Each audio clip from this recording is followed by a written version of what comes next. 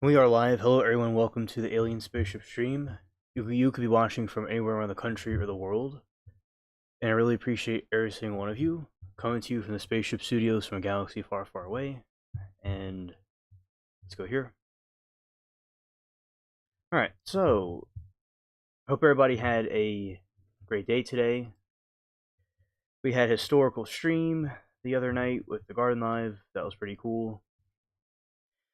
And what I'll be doing is, although I didn't really focus much on trials today, we will do a recap on that, and let's get right into it. Let's see, let's go here.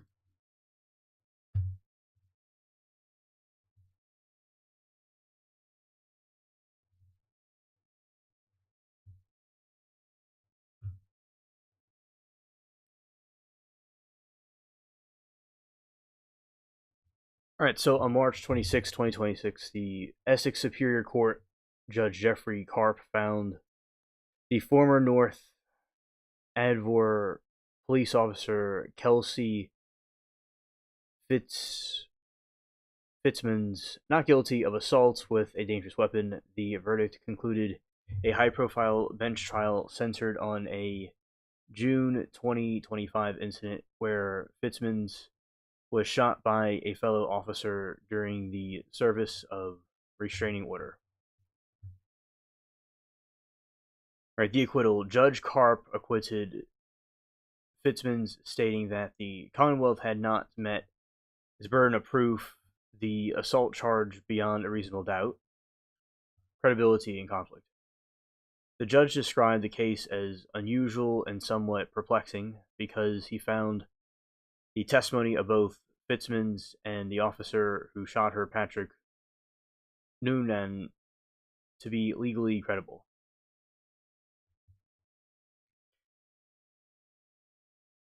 Reasonable doubt, because there was no body-worn camera footage to confirm which account was accurate, the judge ruled that he was duty-bound to find her not guilty. I personally thought she was not guilty, in my opinion. No conspiracy. Karp explicitly countered defense's suggestions of police conspiracy, praising Noonan and other officers for doing their best rapidly evolving emotional situations. Emotional toll. The judge called the case one of the most exhausting and hardest things he has had to do in his entire career.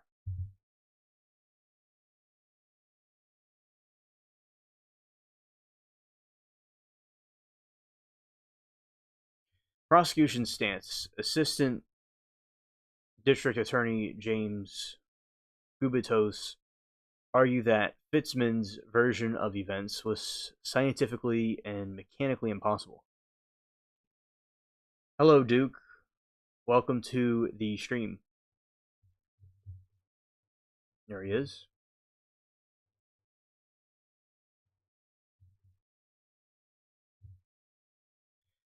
Duke, hope you're doing well. And yeah, earlier you were gifted the. It was the white man was the one that gifted you the membership. So it's like a random thing that goes to the chat and it selects people. So congratulations.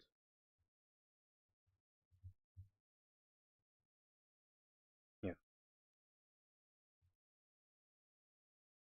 Now maybe tomorrow or another day I will be doing an earlier garden live, and I was going to do it this time, but there's some racket going on, and was just going to do this instead. And prosecution stance, assistant. Okay. Yes, you're welcome. Prosecution stance, assistant district attorney James Gubitos argued that Fitzman's version of events was scientifically and mechanically impossible. He emphasized that a round was found in the chamber of her pew-pew gun, which could only happen if it was intentionally racked, an action she denied taking.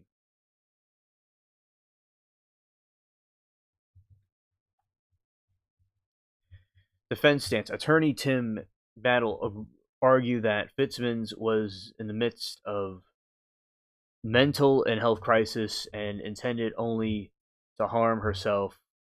He suggested the officer, Nonan, suffered brain freeze and shot too quickly, later creating the Rambo story to justify his mistake. There was this. Isn't that something they're calling it? The Rambo mistake, the Rambo story. These analogies in these courts could be quite hilarious at times. Conflicting narratives. Noonan testified that Fitzsimmons pointed her pew-pew gun directly at his face and pulled the trigger twice. Controversially, Fitzsimmons testified that she only ever pointed the weapon at her own temple in a suicide or self-deletion attempt.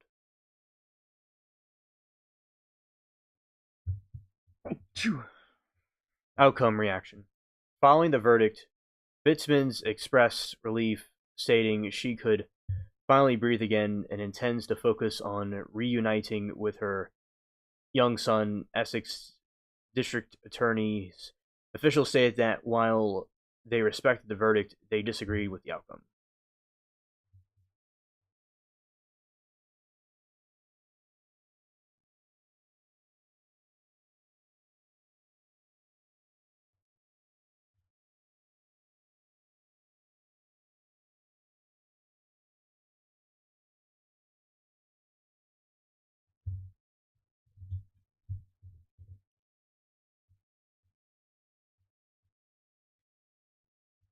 The key evidence in Commonwealth versus Kelsey Fitzsimmons trial centered on technical ballistics eyewitness testimony from fellow officers and surveillance footage from the home, because the North Adver Police Department and surveillance footage from the home. Because North Adver Police Department did not use body-worn cameras, which is very surprising because a lot of people nowadays have to wear body cameras. At the time of June 2025 shooting, the judge relied on the following primary pieces of evidence: ballistics and tap rack maneuver, round in the chamber. The officer, Stephen Core, testified to find a live round in the chamber of Fitzsimmons' firearm when securing it after the shooting.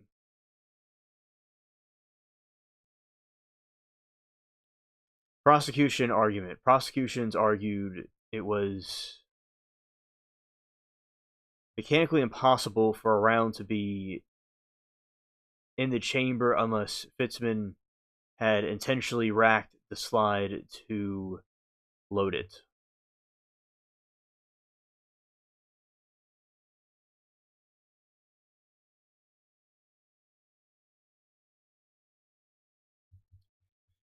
Trooper Michael Bonassoro testified about a specific mechanical sound a firearm makes when the trigger is pulled. On an attempt at chamber, supporting the officer, Noonan's claimed that he heard the pew-pew gun click before she attempted to load it.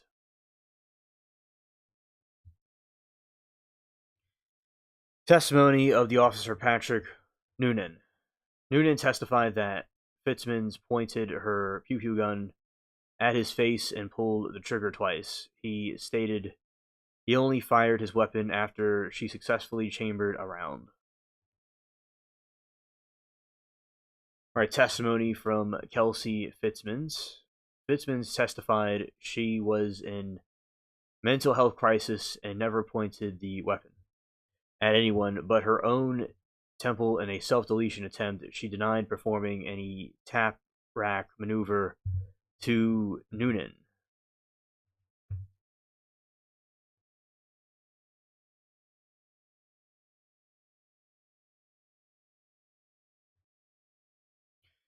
Now the surveillance video. Now a lot of times with surveillance videos, people can see everything with a surveillance video. That's something that's absolutely a fact. While no body cameras existed, home surveillance footage captured the arrival of officers fleeing of her ex-fiancé after hearing shots, and immediate frantic response following the shooting. Pew pew placements. Testimony from LT Sean Daly, an officer Cord described finding the gun underneath Fitzman's or near her leg after she was shot, which the defense argued supported her accounts of self-deletion attempt rather than an assault.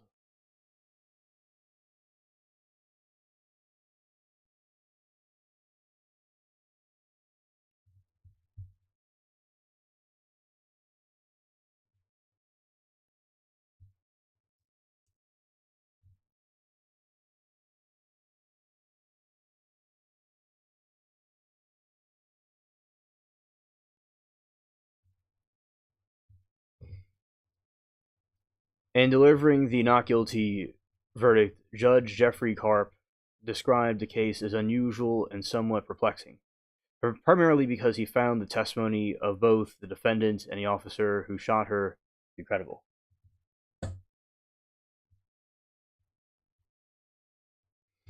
His specific reasoning for the acquittal centered on several key points regarding burden of proof and lack of definitive evidence, competing credible accounts. Judge Karp stated that both officers, Patrick Noonan and Kelsey Fitzman, gave believable testimony regarding material facts of the case, because Fitzman's claim that she never pointed the weapon at Noonan was deemed credible and directly counteracting the prosecution's narrative, creating an immediate hurdle for proving the charge beyond reasonable doubt.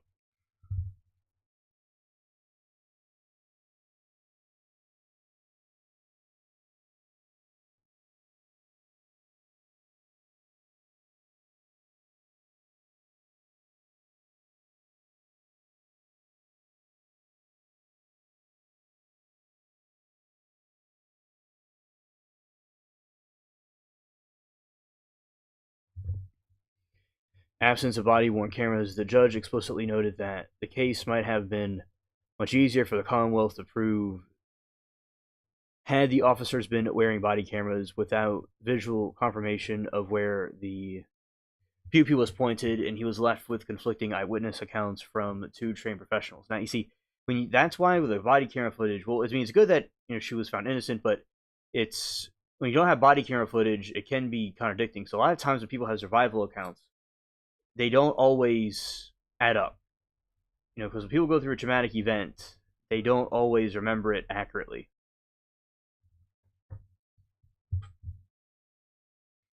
Disagreement on mechanical certainty. Prosecutors argue that bullet in the chamber provided Fitzman's must have racked the slide to target Noonan. However, Judge Karp disagreed with the assessment that this was the only possible explanation, suggesting physical evidence did not definitely rule out her version of events.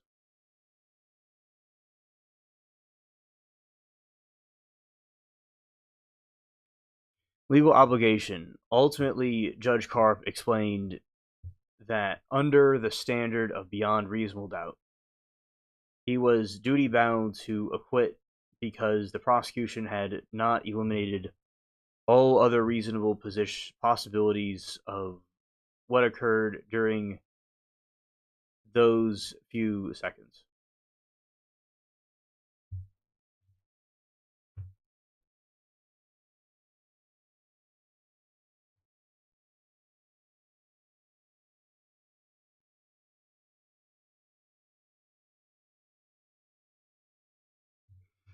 All right, let's see this.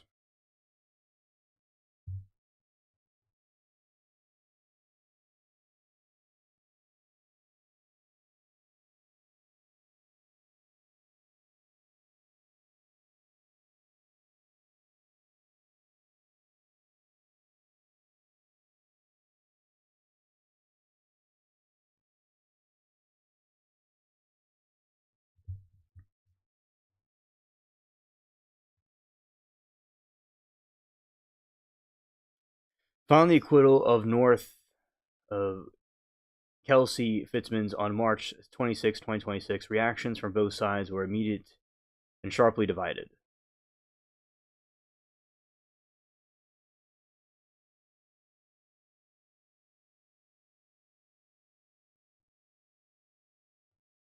Kelsey Fitzman's and defense team. Fitzman's reaction outside courthouse described the verdict as first breath of fresh air and stated that she felt she could breathe again. She spoke emotionally about the 103 days she spent in jail and having to sell her home. That's very dramatic.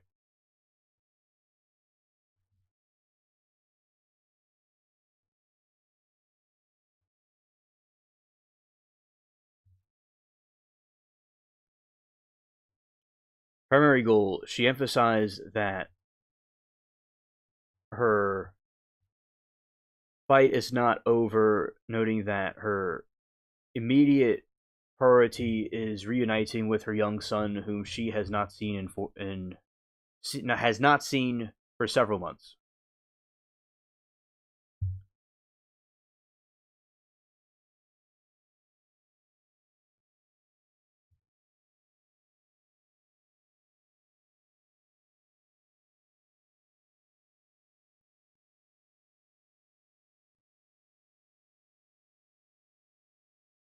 Defense statements: Timothy Brattle called the outcome righteous results, arguing that the charges were unfair from the start and that Fitzman's only ever wanted the truth to be told.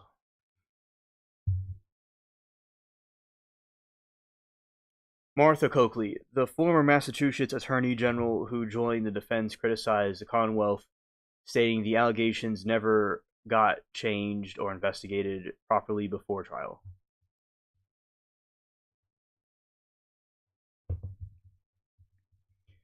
Official disagreement.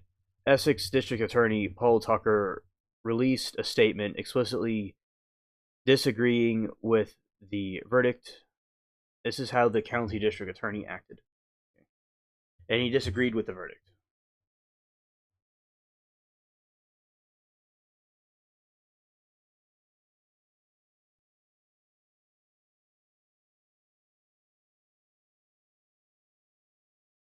Good faith indictment.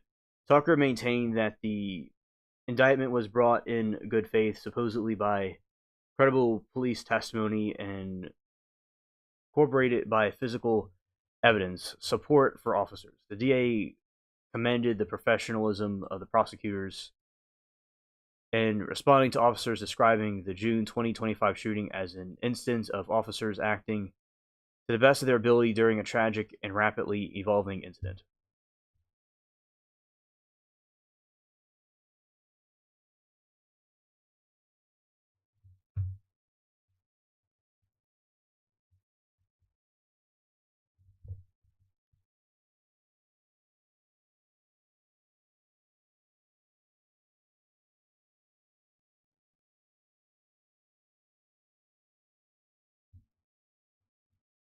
Following her acquittal, Kelsey Fitzman's primary focus is regaining custody and visitation rights for her son, Kaidin.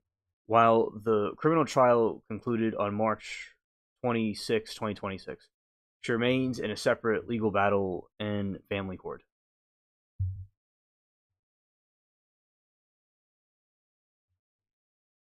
Current status and next step. Child custody case. The custody dispute with her ex fiance, Justin Elian, is ongoing. Elian was previously granted emergency custody and restraining order after claiming he feared for his son and child's safety. A hearing to consist the restraining order and schedule for April 2026. Reunification goals.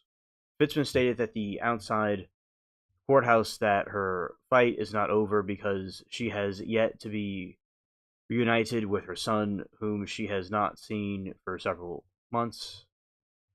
To improve her chances in family court, Fitzman will be living independently in a stable environment. Family courts typically prefer parents to demonstrate stable housing and independent living before granting significant parenting time.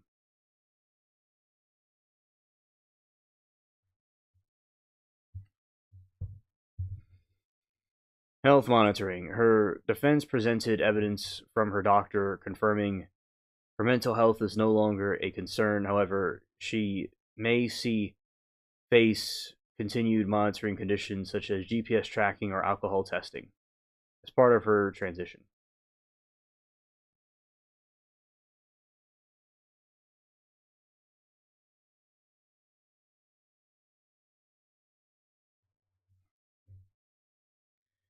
She has not yet commented on whether she intends to return to the police force.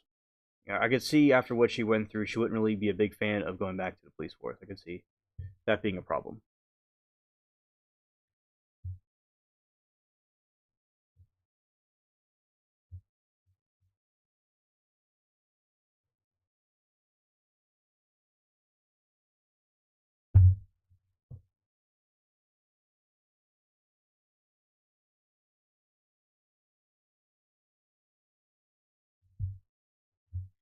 Let's go both. Let's see. I see you there, Duke. I see you. Yeah.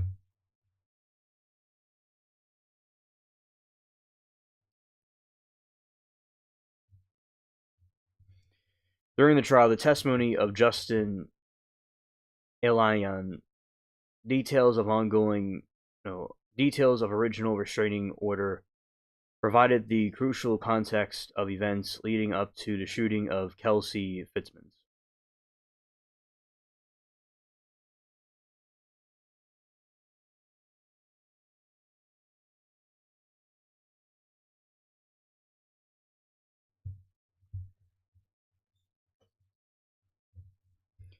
Specific allegations. In his affidavit for protection from abuse, Alien alleged that Fitzsimmons had physically assaulted him, specifically stating, "She struck me with a closed fist 3 times in my face. Scared. Safety concerns." He claims Fitzsimmons was a danger to myself and our son, and these claims led to Judge Grant emergency restraining order and temporary custody order on June 3, 2025.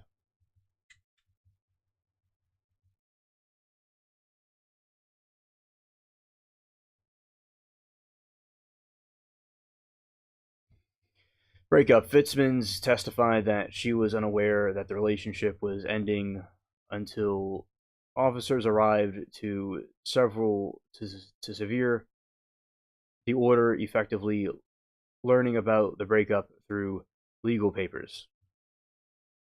Weapons and surrender. As part of the order, Fitzsimmons was required to surrender her firearms, which directly preceded her retreating to a bedroom and subsequent confirmation of the officer Noonan.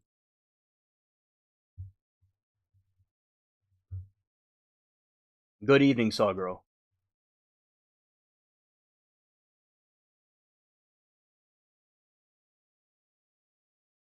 Okay, Sawgirl, that's nice. Glad to. I am still Alien Spaceship Sound Effects and Vlog. The handle is different than the channel name, but yeah, either one's fine. Alien Spaceship Gemix is fine too.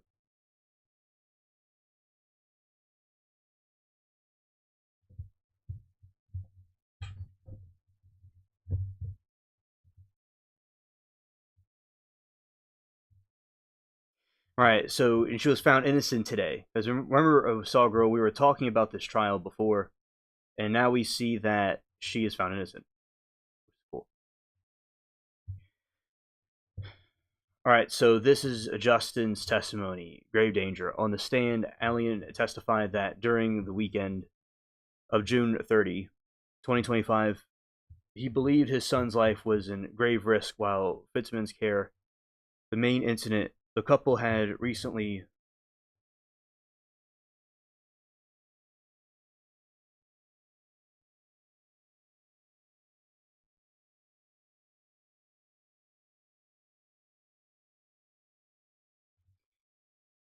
Yeah, and let's see here.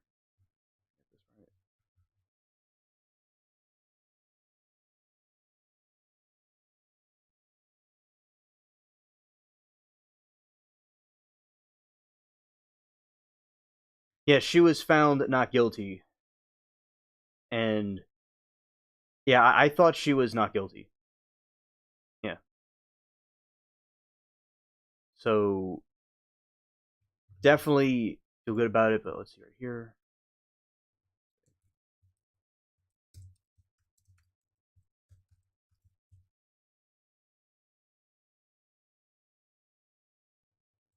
All right. So yeah, I agree with you. I feel the same way. Was looking over some things for a moment, so yeah, because I don't feel I'm glad that she. And if I'm getting something mixed up here, you could correct me. But yeah, I feel the same way you do about it. Yes,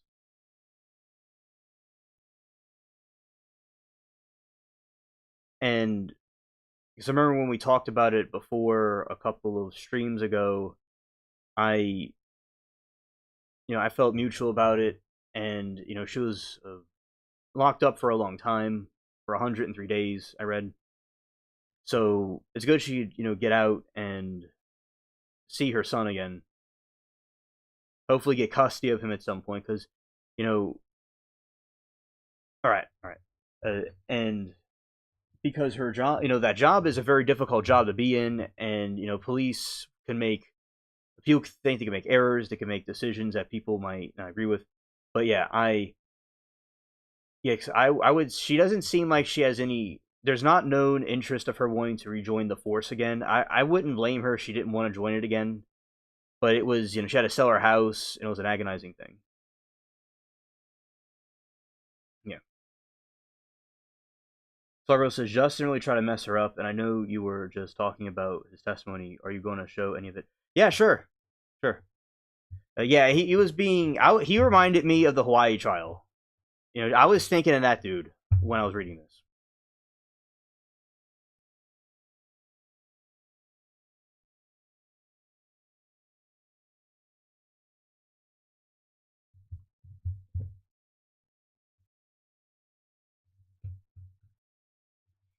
And we could go here and play the testimony. Yeah, go over here because definitely will be something cool to react to.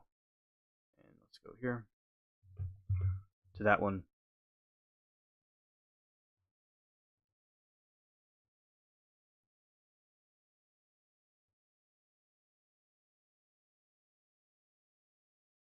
Oh, they love taking breaks. That's definitely something that they have a pastime on doing.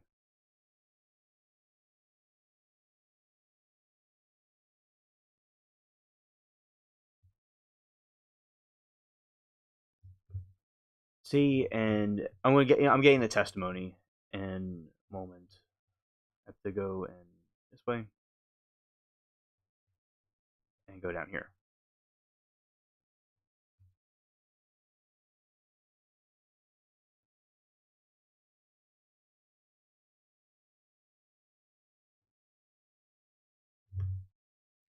And let's see this.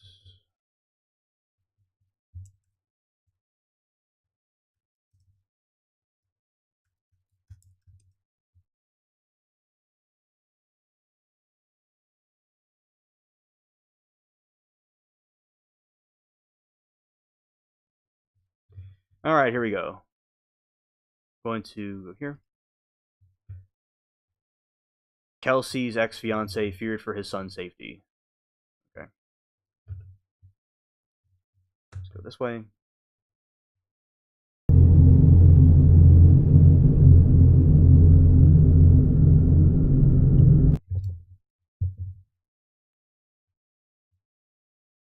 Something's still playing somewhere. I must have not have paused something. Interesting. It must be that window. Okay.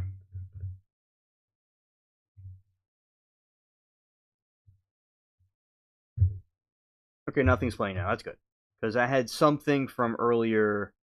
Sometimes I play ambient sound effects, and looks like one of them was playing the whole time.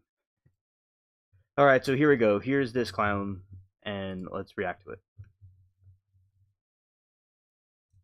By the name of Kelsey Fitzsimmons. I do, yes. How did you How and when did you first meet her? It was September of 2023. She had reached out to me on Facebook. She had seen a picture of me posted on the North Andover Fire Department page. She was recently going to be getting hired as a North Andover police officer, and she reached out to me on Facebook. Fair to say you developed a relationship with her? We did very quickly, yes. Okay. At some point, did it become more than casual? Yep, it became more than casual very quickly. Both of us developed feelings very quickly, and that developed into a relationship very quickly as well. And it was about roughly 6 months after that we had initially met that that Kelsey and I had moved in together. And where did you move in? She had owned a home at 125 Phillips Brooks in North Andover. My lease had ended that May of 2024, and at that point we decided that we were going to live together, and I wasn't going to renew my current lease that I had. And I'm sorry, remind me, were you on the fire department? You were on the fire department. I was, yes. Were you living in North Andover at the time? I was living in North Andover, yes. At some point, you guys were living together. You had a baby? That is correct. Okay. And when was a boy or girl? Boy. Okay. How old now? He is 13 months old. Okay. And what's his date of birth? 2/16/2025. So he was born while you were living together at 125 Phillips Brook? Yes. At some point, and I'm going to turn your attention to the weekend of July 28th, 29th, going into Monday the 30th, okay? Okay. Did your relationship become strained in any way? Just yes or no? Yes. Okay. And as a result of that, did you decide to do something on June 30th, that Monday? Yes, I ended up obtaining a restraining order. Okay. Now I'm going to just step back for a second, and we're going to talk about that day in particular, okay? Okay. At some point, were you communicating with the defendant at all? Yes. How so? It started in the morning. It was both text and phone calls that we were going back and forth with each other. I had requested to see my son. I wanted to make sure that he was okay. She had sent many disturbing messages back and forth to me.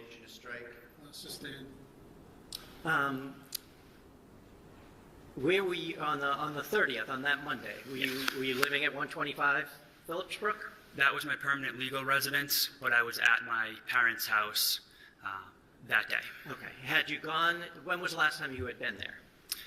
It would have been June 27th, I believe, the day before our planned bachelor. Okay. At any point, did you go back there to retrieve some items, guns, or anything like that? Yes, the day prior, I had gone to obtain. I knew that I needed to pick up my firearms. I had feared for my son, and I thought that his life was in danger and grave risk. And I object to any further questioning on this relative on 403 grounds and on relevance grounds to whether Ms. Fitzsimmons assaulted a policeman in a bedroom where it was just the two of them. Okay. I'm just going to take the objections one at a time. That objection sustained, I will strike. You owned firearms. Yes, sir. How many? Roughly 9. Okay. And where were they kept in the home? They were kept upstairs in the closet. There was a large rifle safe. Several of them were kept in there. And then I had one firearm that I would keep in our bedroom that was in a green chest directly. If you were to walk into the bedroom, it was on the left side in the green chest, directly next to the door frame, locked up in my green safe. Okay. So if you walk into your home through the door, Yes. the front door, the stairs to upstairs, fair to say, are almost right in front of you? Correct. Okay. Now, as you walk up the stairs, there are 2 rooms at the top. And Yes. There's a landing and 2 rooms at the top, correct? Yes. The safe that you had described, the green safe, which way would you go to get to the green safe? You would take a right into the bedroom, and then the first foot that you would step into the bedroom, it was directly on your left, on the ground. That was a bad question. What color is the safe, the rifle safe? The rifle safe was black. Black. Okay. I want to talk about that first. I apologize. Now, where was that? If you were to go up the stairs and you were on the landing, you would take a left. You would go into that room right there, and then it was in that closet directly on the left side of the room. Okay, and it's a rifle safe, meaning it has a lock? Yes. What kind of lock? I believe it was a keypad lock. Do you know if the defendant had any firearms? Yes. How many? I couldn't be exact. She just got her license to carry returned to her. I don't know the exact number of firearms that were returned to her. Okay, what kind were they? Several handguns. Handguns? Okay. When you went on the 29th to retrieve your handguns, where did you go? I went directly upstairs and I went into that gun safe, the rifle safe that was on the left side of the landing, and I retrieved my firearms from there first. Okay. And then you talked about a green safe. Yes. We're going to talk about that. You walk up the stairs, the landing is there, you go to the right, which is the bedroom, correct? Correct. The other room, is that the one with the crib in it? Correct. Okay. Now, if you go right to your left, you had described on the floor, correct? Yes. Okay. You had one gun in there? Yes. Did you see any other guns in there when you opened that? No, I did not. So are we not now talking about the green safe? Yes. Okay, If I may have a second. sure.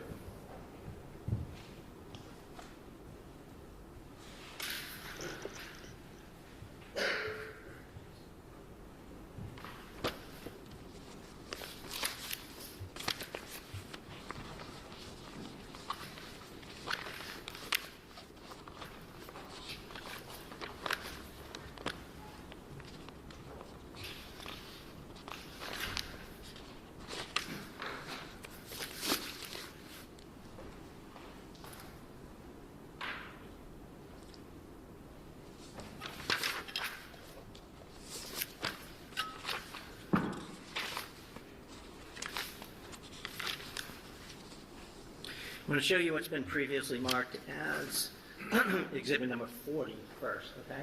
Okay. You see that screen? I do, yes. You recognize what that is? Yes. So describe where the photo taker, the picture taker, would be standing in that home. They'd be standing on the landing as immediately as you go up to the stairs to the second floor in between the two rooms. Okay, and that's the one on the left that we had been describing, Yes. correct? I'm going to show you what's been previously marked. Hold on. The one on the left, meaning the room on the left? Yes. Okay. I'm going to show you what's been marked as exhibit number 45. Can you see that? Yes. Do you recognize what that is? I do, yes. What is it? That is the nursery, that's the closet with my clothes in it, and behind my clothes is the black rifle safe. Okay. And that is, when you're standing on the landing, that is the room to the left, and the closet in that room is where the rifle safe is? Correct.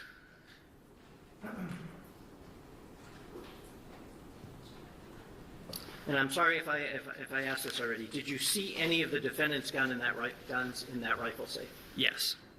How many? Do you remember? I don't remember exactly. I believe there was two, but I don't remember the exact amount. Now, bear with me. I'm going to take it step by step. I'm going to show you exhibit number 49. Do you recognize what that is? Yes, that is taken from the landing, going up to the second floor on the right side. That's facing our bedroom with my green safe on the floor. Okay, so the picture taker is on the landing, correct? Correct. The stairs are pretty much behind them. Directly behind.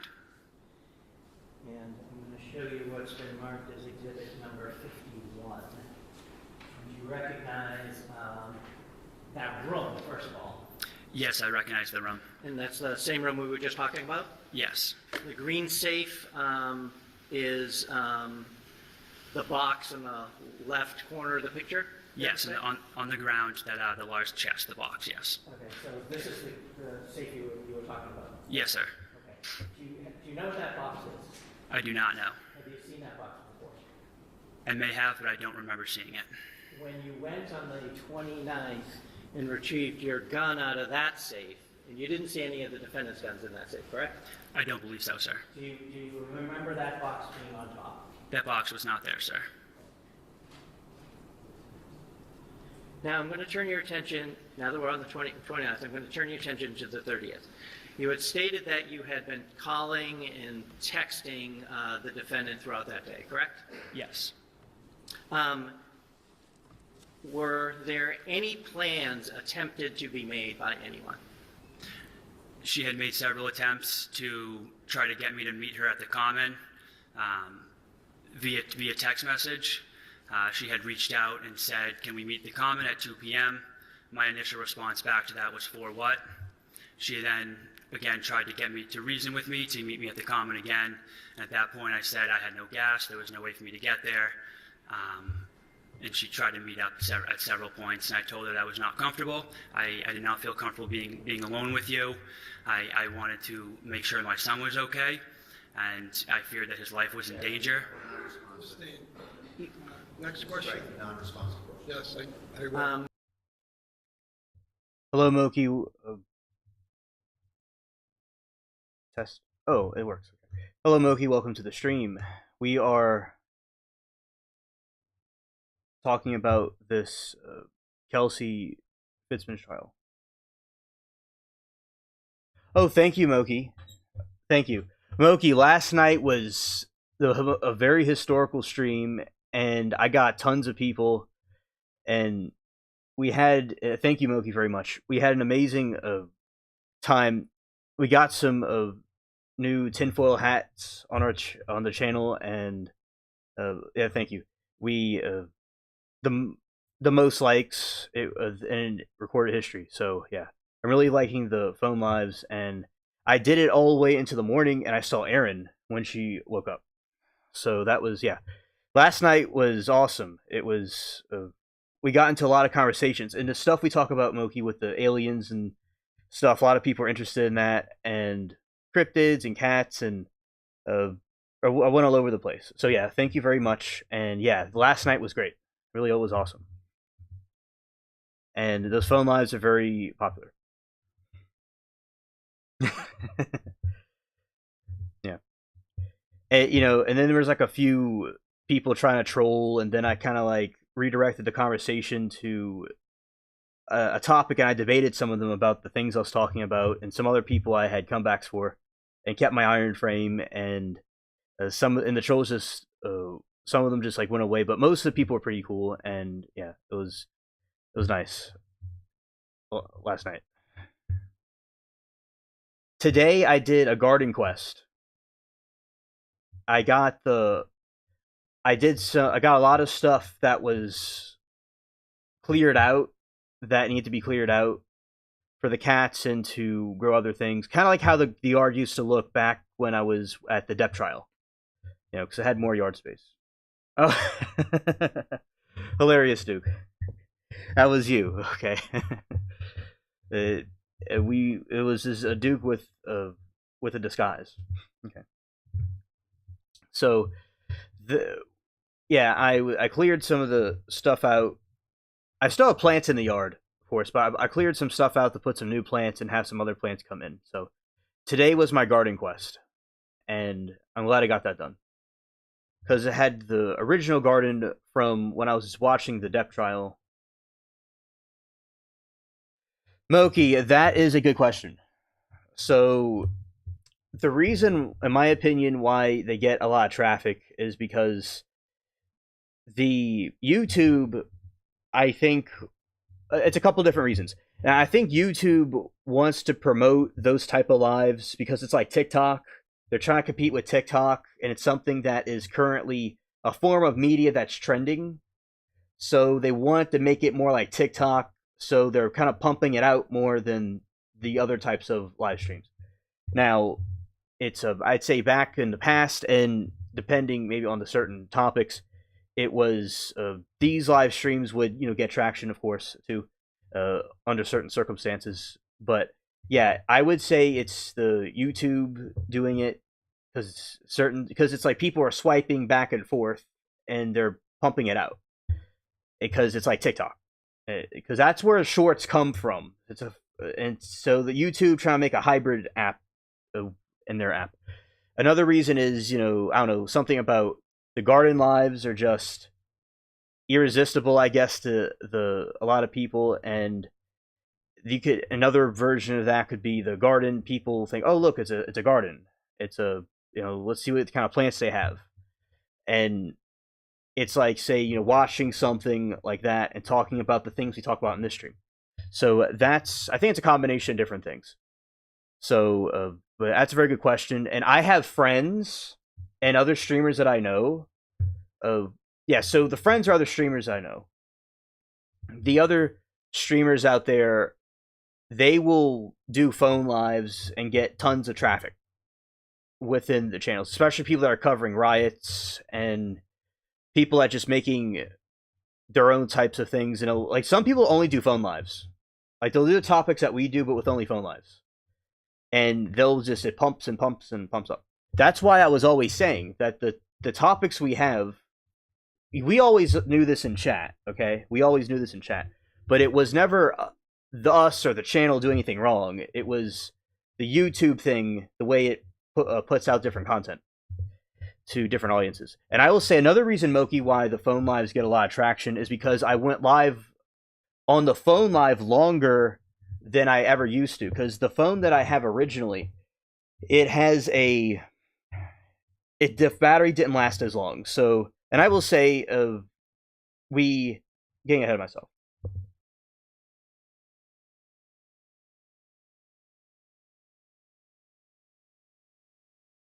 Okay, Saw Girl, see you in a bit. Thank you for hanging out with us.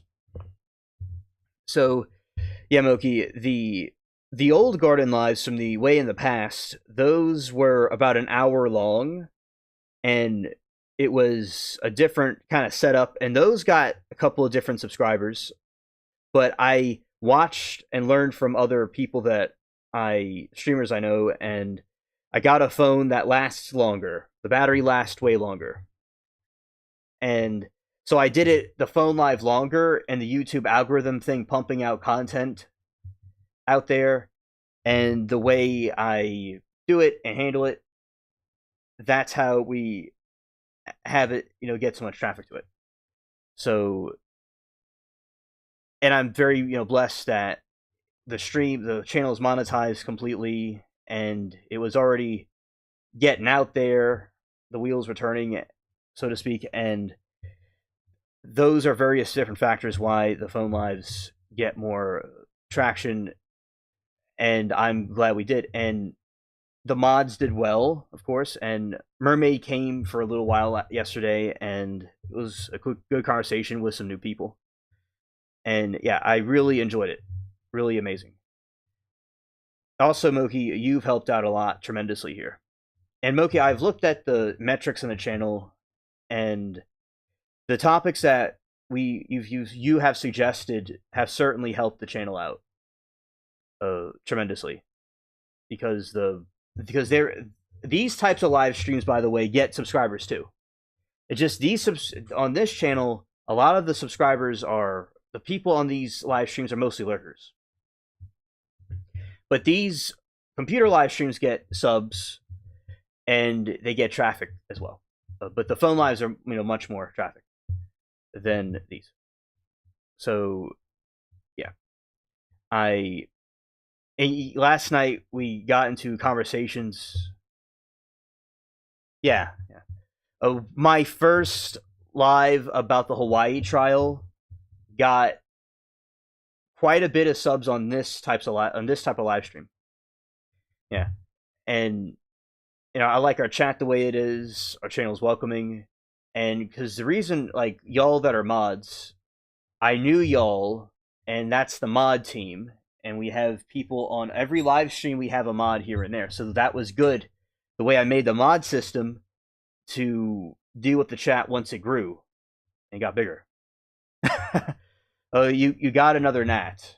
Okay, that is splendid. And those gnats they stand no chance. Yeah, so that's why with in recent times, these computer live streams are getting subscribers and traffic, and the phone lives are astronomically getting traffic too. And people. I remember I was watching Claude and I was talking, just ranting about everything, everything, and people were joining in, and the convo, and people loved the cat. They loved Claude, and I was just watching it, and the my numbers on this channel were just going, it was going up, and by the morning time, it was a 5 hour stream. By the morning time, I was like, it was 996. I was like, okay, we're gonna keep on going, and then it went over 1,000. So I was like, wow. And a lot of them were subs. A lot of the people that viewed it were subscribers that were already subscribed, and people that were new too. A combination of things. And I remember in the live stream, the earlier part of it, there was one of them making jokes, and I thought it was funny. And he asked me, and Oki said the phone audiences seem much younger than here. Yeah, yeah.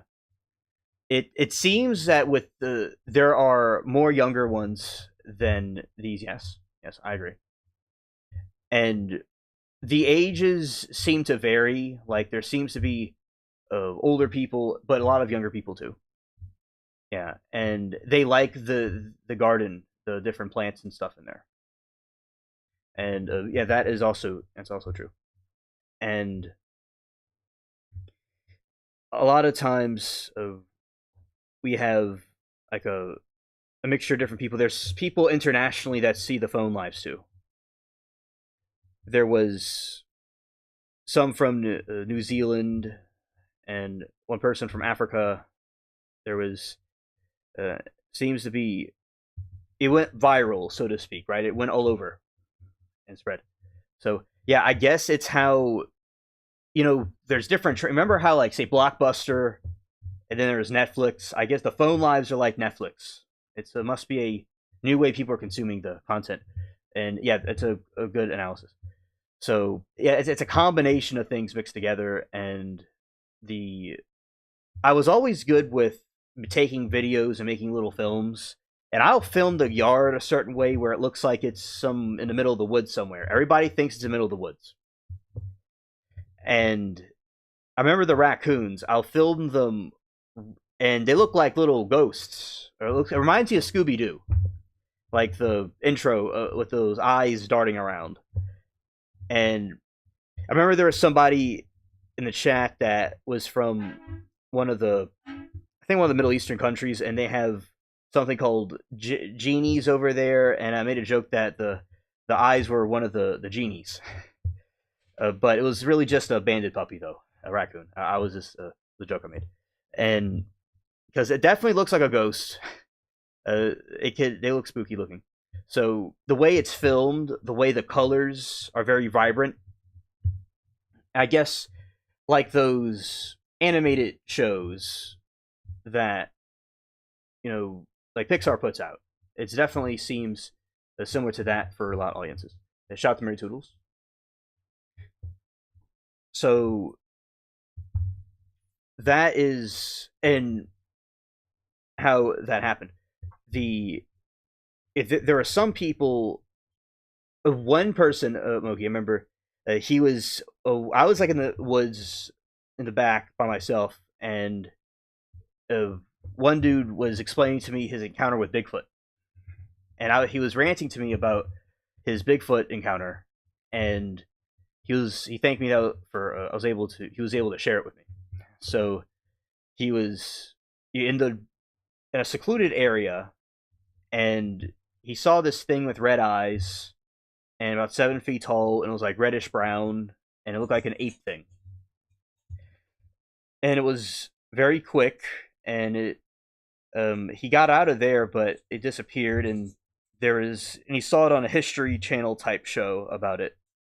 So, and he was very freaked out by it. He was just to see that in the middle of nowhere. And if it wasn't something supernatural, which I believe they're supernatural, but if it wasn't, if this is what he saw, that if true, it was something supernatural. It could have been interdimensional, or if it is a thing that like a creature, a cryptid of like a creature like a animal. It was maybe territorial. It was possessive, like, you know, it was wants to guard its territory. And he said it looked like it could go tear something apart. So I just think it was like territorial, but it wasn't like completely threatened. And many people were talking about their alien encounters. People were venting all over the place with their alien encounters, everywhere, all over the world. Like, people are seeing these things. And one dude told me he was high, and he thought he was tripping on something when he saw these, similar to the video you sent me. It was like a mothership or some kind of a thing in the middle with these different types of orbs flying around. And I'm like, that sounds like a true case that happened, because multiple people are seeing the same thing. So, yeah, all kinds of different stories on UFOs, cryptid sightings. Yeah. We talk about Jesus and the Bible. And yesterday we got into a rant about the Book of Enoch. And one person was asking me about that, like, the Bible doesn't talk about some of these things. I told him it does. I was telling Jesse it does. It was a new viewer, because there is the Nephilims and these fallen angels that came down and made hybrid creatures everywhere. And one of the new viewers was, yeah, Duke, of it's high noon, Duke. You and the flamingo have to stand your ground. Scared. So we're explaining to them about how, like, and one of the newer viewers were talking about the Book of Enoch, and I explained, when we both explained to him about the Book of Enoch, how it goes into detail about it. So it's so cool, Moki, these new people that came here that are like-minded like us, we were all having a collective conversation about it, and more people were like coming into the stream, into the chat, and it was cool to see. Like, we'll have like our mods like here, and that's how I designed the channel, was that, and I'm glad to see it finally unfold, was where I made the people mods that I knew and trusted in different parts of YouTube. So when we had more people come in, it will have a mod team to do what we have to do, and my plan worked.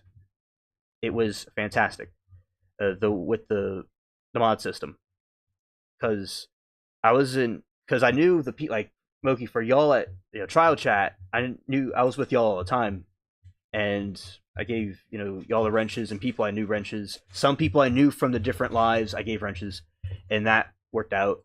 And yeah, so talking about Book of Enoch and the aliens and the different ways these interdimensional beings interacted, and I explained to people that were brand new about the alien theories. We talked about the time travelers. We talked about them as fallen angels, and I even talked about the story you told me with the good Ebian alien that crashed, and he was repairing his leg, and he hit him in a barn. I told him all about that. So the links you're sending are excellent, and it's really helping with the show. And yeah, so really like those streams, those phone lives, and I'm glad that the Lord is using me as an instrument to wake people up about all this stuff going on. So yeah, and like, people like randomly see the stream and they'll immediately sub. They'll think I'm just like amazing content and a great host, and it's like, one person was like, I'm subbing right now. Yeah, so I really like those streams. Now, there's people that I know, different streamers that I know, say that covered the elections of, like, when Trump was being elected, or say the riots that happened in 2020, or some kind of event, and that is when a lot of people, their channels will have a boom, and because it's a viral thing that's being talked about with these regular lives like this. So the phone lives, though, are something unique, where it's a new style of streaming that is being pioneered. That way, I was like, let's do this, because I've seen other ones do the phone lives too. So yeah, so that just gives you a summary of what we talked about, of why different groups, young people, and also various ages are coming to the streams, and how all that works. And I'm glad to see it all unfold. And Duke says high noon right away. Yeah, and see, Duke, you also have that rabbit with you, Bugs Bunny. He's a very clever rabbit, and he seems to outsmart everybody that tries to get him. Oh, thank you, Moki. I appreciate it. And then there was, yeah, there's another part of the stream, kind of in the late night part, where we were talking about the it, it oh the sleep paralysis and the spiritual side effects, that how it could be a spiritual thing. I'm going to post some links for you to review at some point. Incoming. Oh, okay. Scared. Love the links. Yeah.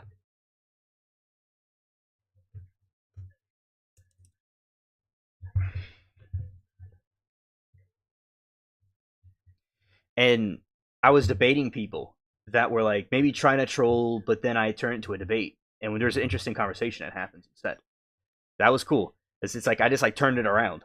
I was like, we're gonna talk about this, and so yeah, it's thrilling meeting people from all over the world. It's thrilling debating people and just ranting. So yeah, said that stream was awesome last night. It really was.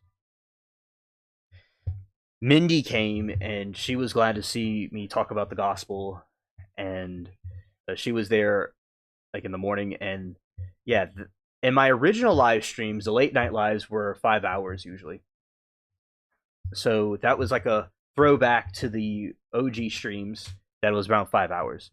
But I didn't know how long I was going, but I just kept on going. Yeah, and then I come inside and charge the phone. Everything.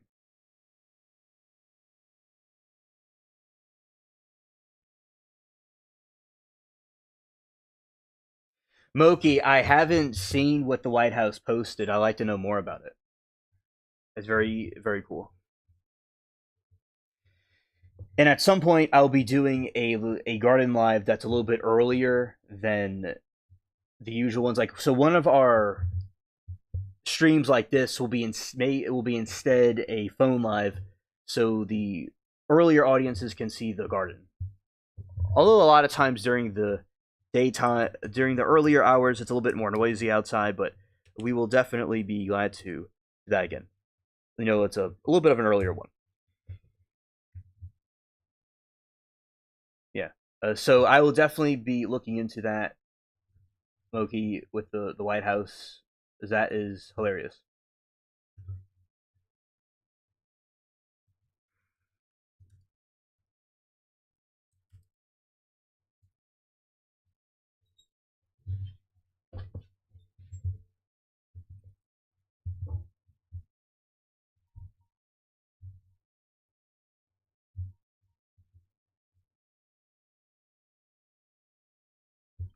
Let's see. And let's go here.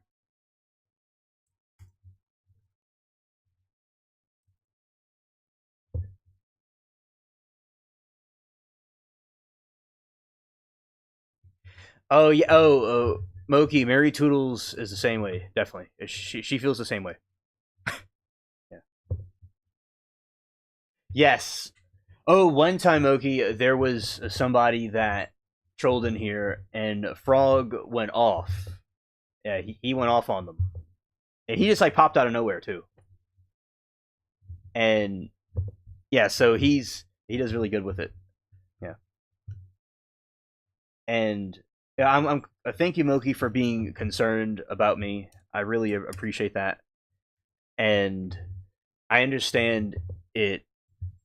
It's frustrating, and it does come with the territory. Like last night, there was a troll telling me that I was doing like what the Jews do, and I'm like, well, what is that exactly? There's something about distracting people from my miserable life or something. Yes, he did. Yes, he did. And the frog did do that, Moki. So and I told the person, I said, you know what? When you could do famous if you want to keep your mind up to it to change your miserable life around. I told him it's your miserable life, and you'd be like famous like me one day. And the dude had no comeback. I just kept on doing my stream. So, yeah, just completely unfazed and continued talking to people about aliens and cryptids. And Brig had this great idea about talking about cryptids on the show, and that was really good because we were talking about it the whole time, and everybody else joined in with us. And then it started getting people in the chat all over the place. So, yeah. So my stream went viral last night all over the world. And, I don't crack about the trolls. I just keep on doing what I do. Yeah. It's kind of like exploring the world, but with the virtual world. And Duke says, just tell them Jesus was a Jew. They shut right up. Right, right.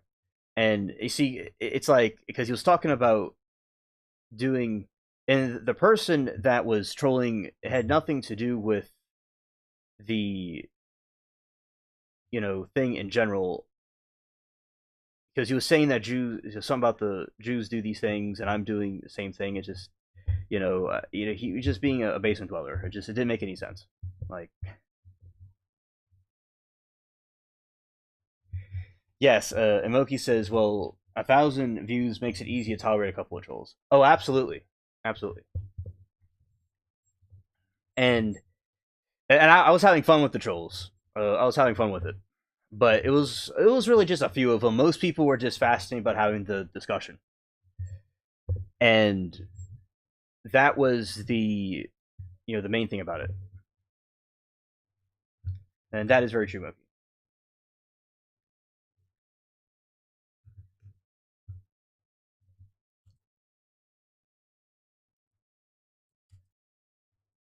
Okay, let's talk about it. Let's copy this one.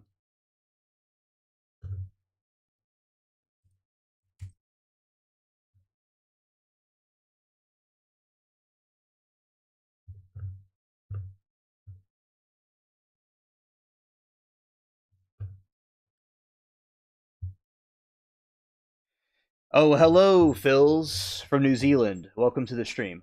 So, Moki, this is one of our viewers from last night, Phils. Shout out to you. Yes, we were talking about the cool stream we were having the other night, and nice hanging out with everybody and talking about the various things. Yeah.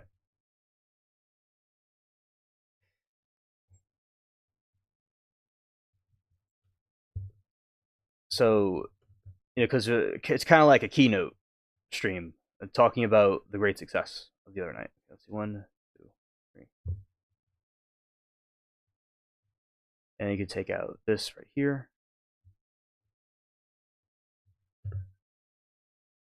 this, and this one. Okay, there we go.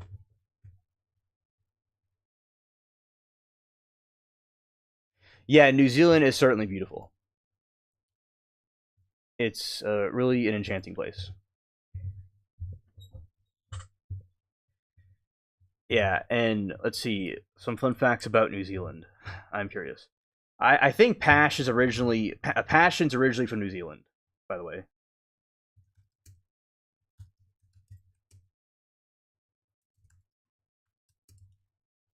Yeah, Phil's a great convo last night. All right, so New Zealand, often called the land of the long white cloud, is a country of extreme landscapes, unique wildlife, and world first achievements. Let's see, the kiwi bird, this flightless. Oh, thank you for the link. Okay, and let's go here.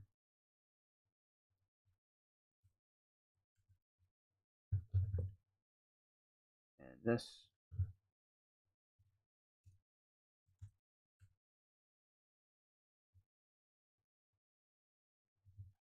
Yeah, I wonder what happened to old. If that's a good question, yeah, I wonder how old Zealand is doing. Yeah.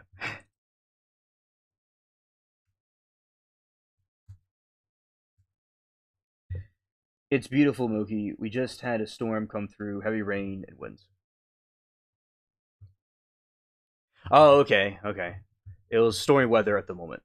Yeah, and the the southern hemisphere. I mean, the hemisphere of New Zealand. It's like complete opposite weather to the northern hemisphere usually. So, oh, the Kiwi bird. Phils, we were talking about the Kiwi bird one time on the show when I was talking about exotic animals, and that is a very fascinating bird. And I'm probably, you know, never seen a bird like that, and that's why I was glad to see because I was seeing like what type of animated birds would be cool to do, and that one was suggested. Okay. There we go.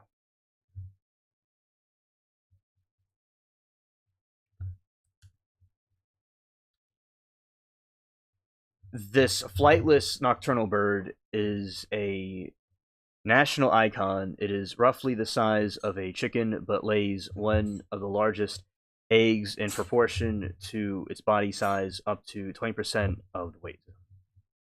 No snakes, unlike neighboring. These two links might send you down the rabbit hole or two. Videos have been debunked, but not the stories. Oh, okay. Toilets flush backwards in New Zealand.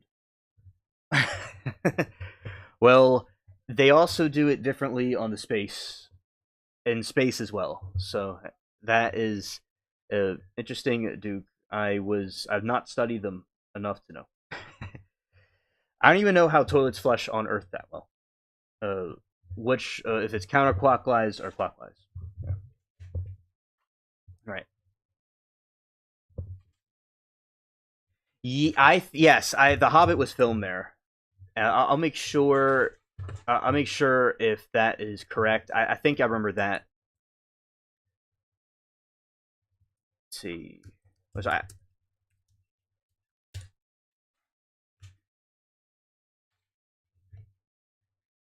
Oh, it was. Yeah, because I remember that when I was little. Younger. When I was a teenager, it was filmed in New Zealand. Okay, good to know.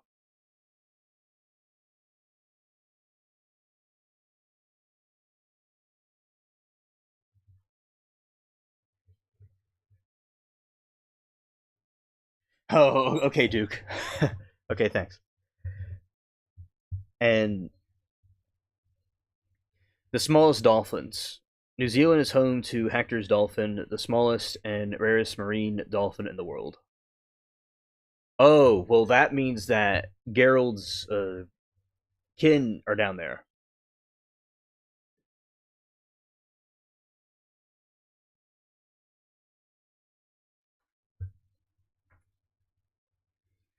Okay, world's heaviest insect.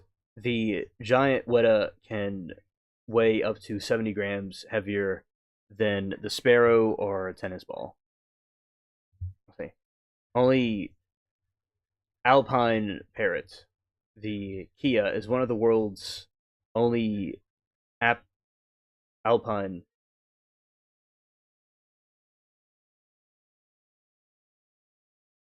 Oh, and they use sheets in New Zealand. Oh, that's good. That's good. And sometimes in space, it's we don't always have that. So right, and being underwear. Okay. Okay. And it's the world's only alpine parrot, and is famous for its intelligence and mischievous habit of dismantling rubber parts from cars and ski resort parking lots. World's longest place. A hill on North Island holds the record with 85 letters. Yep, and shout out to Bubbles the cat. And you see, Phils, you saw Claude last night. That is the other cat, Bubbles, the which is a cat inside. Okay, and the whoa, that's a long word. Okay, Moki said, no, I mean the top sheets. In Norway, they only used the sheet over a mattress with a comforter. In the US, we have mattress sheets, then top sheets, and then a comforter. Oh, okay. Okay. Yeah, Phil's can answer that. I am not aware how they do it because I didn't know that they did it differently in Norway. That's very interesting. All right. Southern capital. Wellington is the southern national capital city in the world. Close to the sea. No matter where you are in New Zealand, you are never more than 128 kilometers from the ocean. Flat sheet, I think it's called. Okay. Okay. Steepest street. Baldwin Street and Dundee Street is recognized by Guinness World Records as the steepest residential street in the world.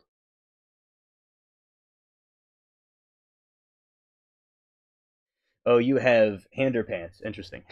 Okay. Okay. Clearest water, Blue Lake. And okay, Moki said when my Norwegian friends would come into town, I'd have to remove the flat sheet. Oh, okay. Okay. They didn't like that too much. I see.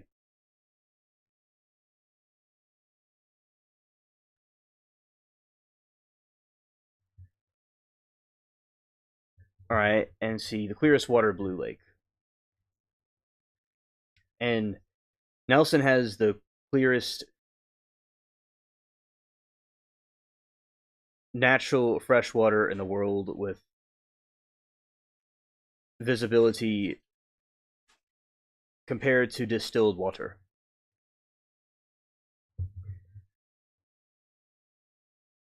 Handerpants. Okay, let's see.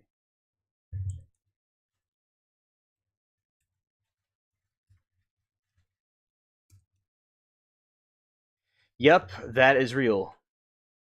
Yeah, okay, that is real. Scared. Oh, sheep outnumber people in New Zealand. Okay.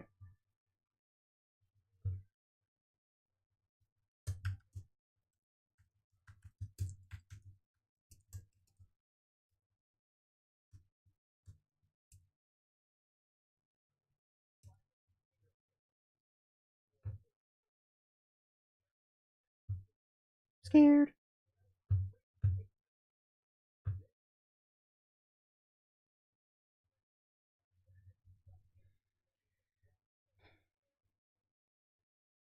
Okay, so this is about the to answer your question about the top sheets. And Phil's said that they use the sheets. And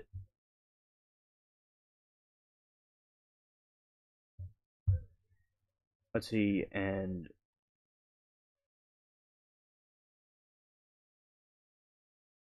yes, top sheets are often called flat sheets, are very common in New Zealand, while some younger generations are people influenced by European habitats may skip them. A large majority of Kiwus, let's see, even the Kiwus use them. Interesting. Okay, and let's go over to this other prompt right here.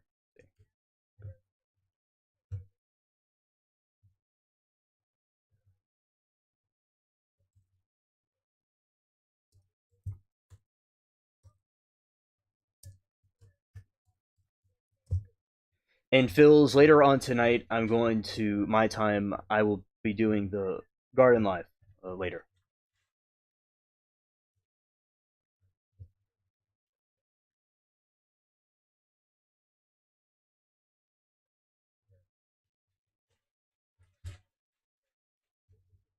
All right, so yes, top sheets are common in New Zealand, though their use is a matter of personal preference and often debated. Oh, and Moki says sheep outnumber people in New Zealand. Okay.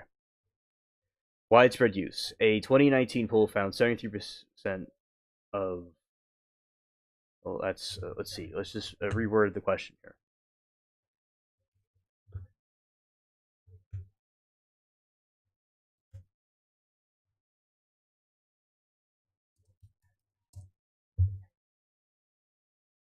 Oh, Kiwi. Okay, thanks. Oh, hello, mermaid. Welcome to the stream.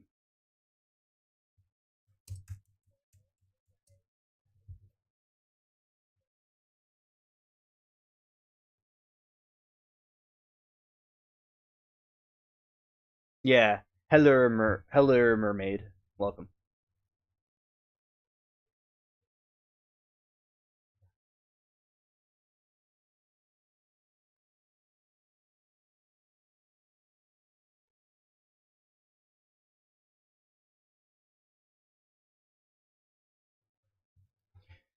Right, yes. Humans in New Zealand commonly use top sheets, often called flat sheets, though there's growing generational divide usage. 2019 poll of nearly 2,500 people and found 73% favor using top sheets. Many in New Zealand use them as the hygienic protection, more expensive, difficult. Summer top sheets are often used by sole light layer for sleeping. Demographic trends. Similar to Western countries, older generations tend to view top sheet as essential, while some younger generations are increasingly ditching it in favor of just devalue fit of bottom sheets. Mermaid, how's everything going today? I hope it's all going well.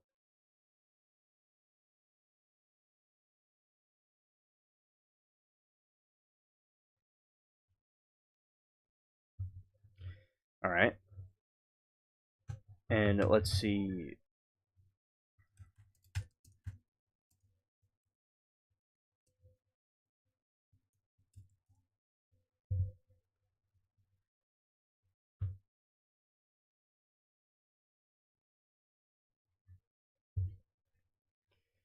New Zealand is named after the Dutch province. Okay, it's named after the Dutch province of Zeeland, which is translated to sea land. Interesting. Initial discovery in 1642, Dutch explorer Abel Tasman was the first European explorer to sight the islands. He originally named them Land of Satin, landed mistakenly believing it was connected to island of the coast of Argentina.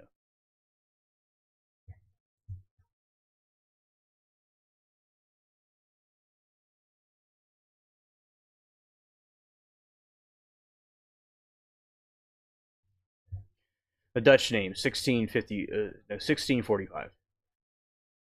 Once it was realized the islands were not part of South America, Dutch cartographers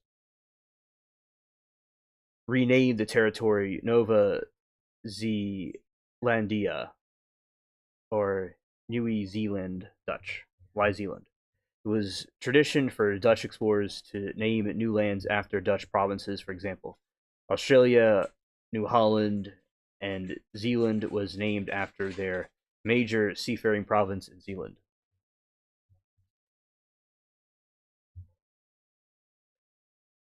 Anglicization. In 1769, more than 100 years later, British explorer James Cook Anglicized the name to New Zealand while mapping the island.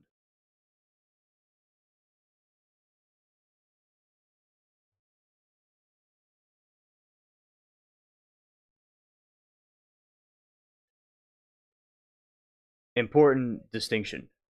New Zealand is named for the Dutch province of Zeeland, Netherlands, not the island of Zealand. And let's see this right here.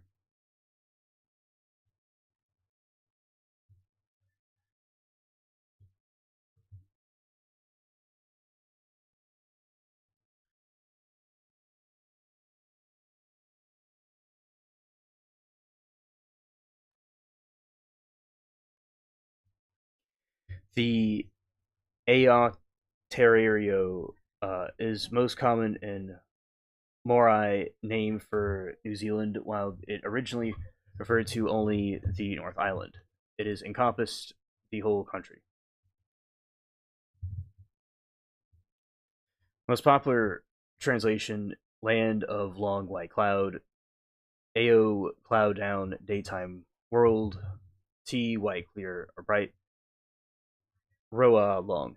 Origin story. According to legend, the name comes from the great explorer Kupe, the first Polynesian to discover the island.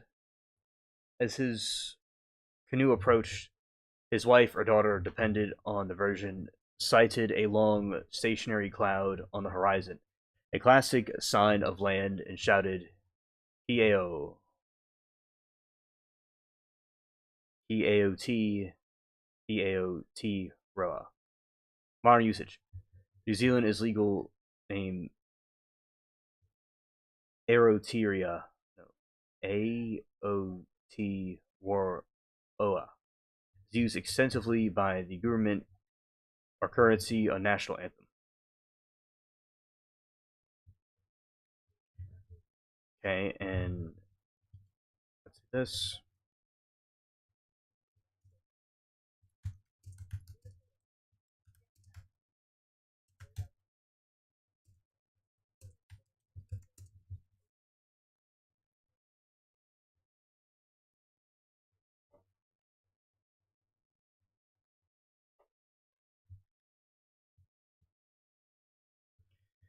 This is how the natives over there got to those islands through a series of deliberate planned voyages in large ocean going to canoes known as waka.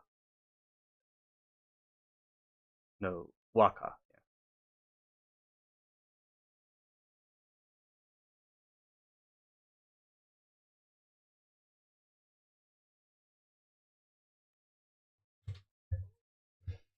Origin settlers arrived in East Polynesia, a region including the Cook Society and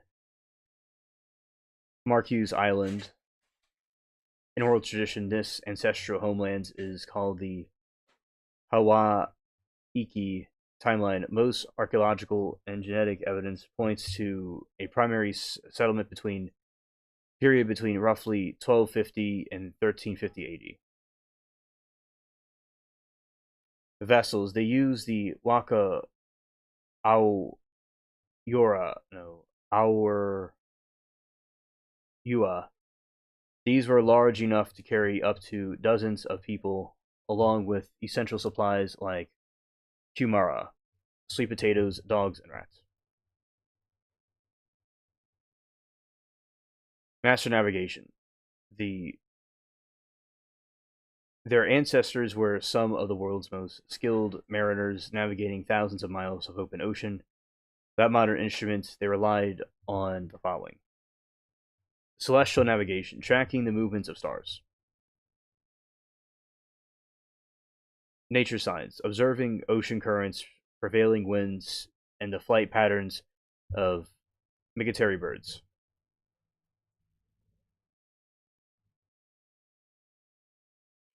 legendary figures, traditional history credits, and the explorer Kupe with the first discovery of New Zealand after he followed a giant octopus across the Pacific.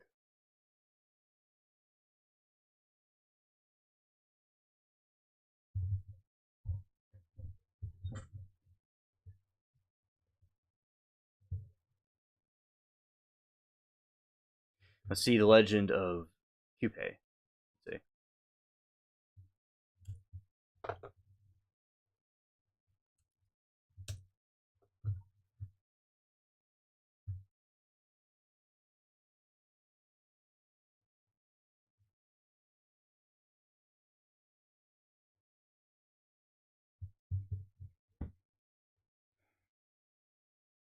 Legend of Kupe is found in the story of New Zealand's discovery, centering on the heroic pursuit across the Pacific Ocean.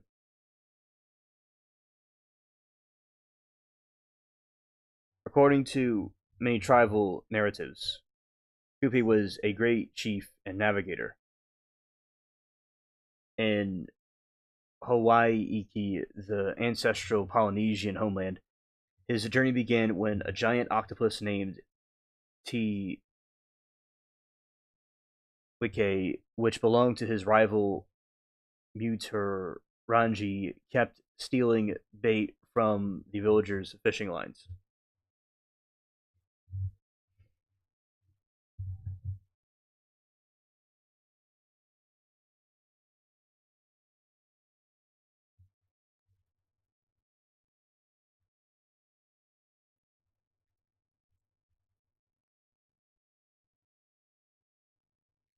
Vowing to destroy the creature, Kupe set off his waka canoe, the Mata Waharua, and chased octopus for weeks across thousands of miles of open ocean.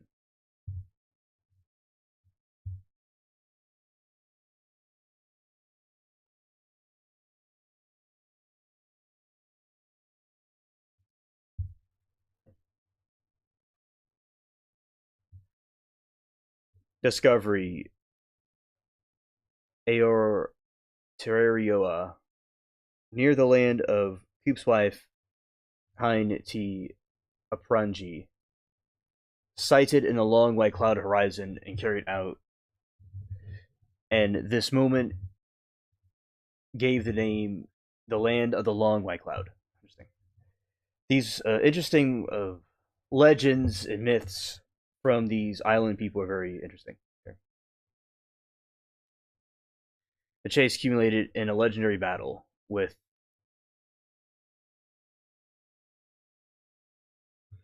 All right, I'm back on. I have returned. Okay. So I don't know. I went out for a second, but I'm back. Okay.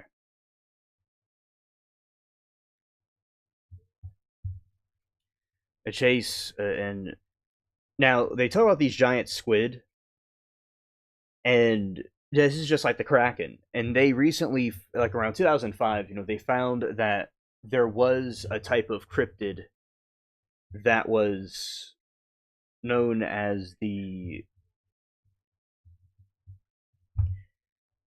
kraken because it's a giant.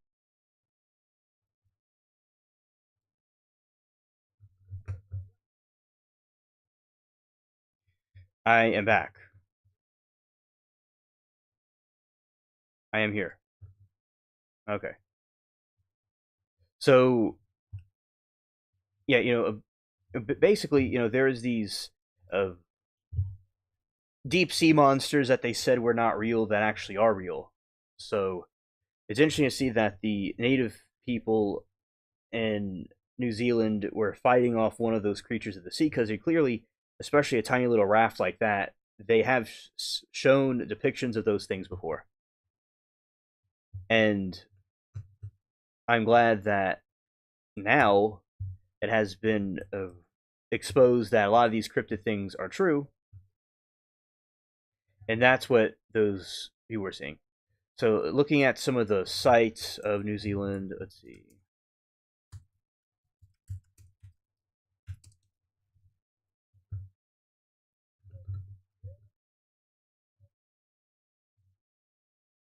Hey, let's go right here.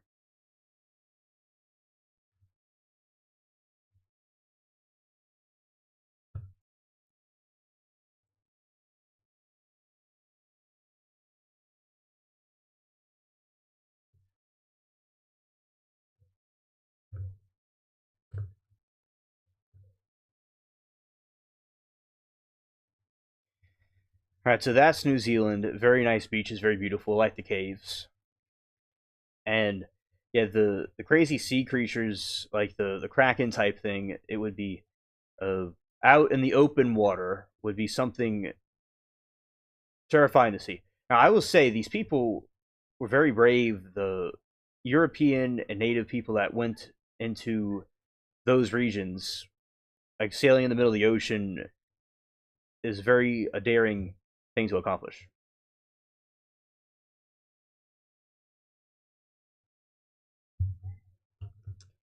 Okay, thank you, Moki.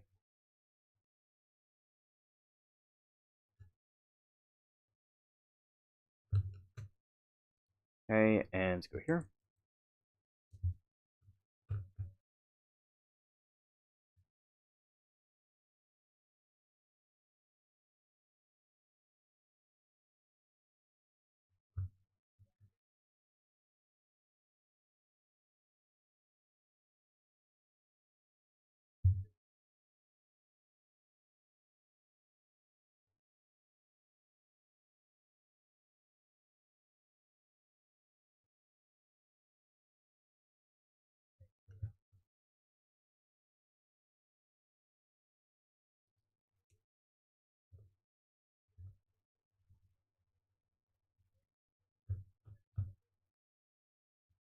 Yeah, it seems like there's going to be some.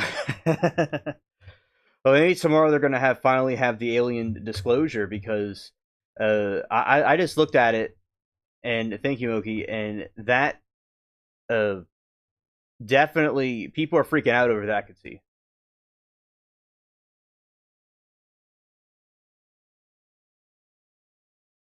Oh, okay, Moki. Thank you for the update.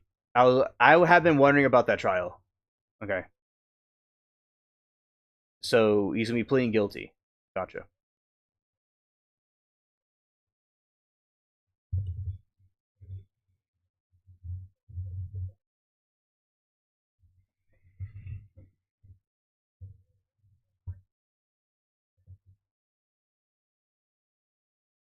Yes. Yes, Moki. I also love how they do this. They definitely have a sense of humor, and they're good with uh doing the most shocking things ever. This real hilarious, out of this world stuff. You know.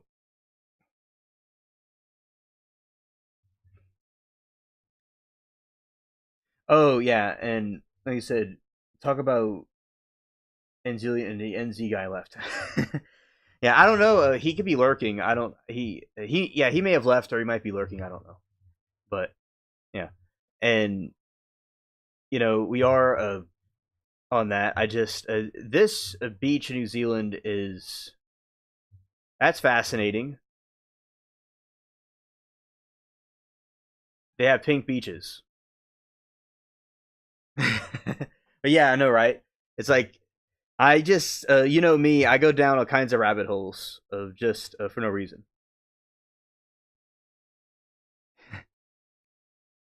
And yeah, I definitely think there's going to be something they're coming out with, and perhaps it'll be the alien disclosure. Yeah.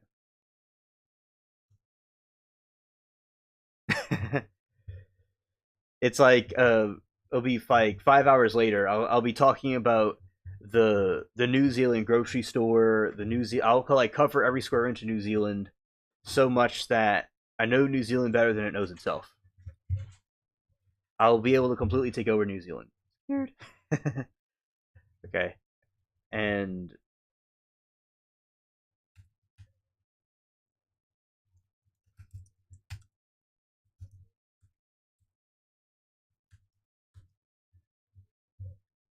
yeah, yeah.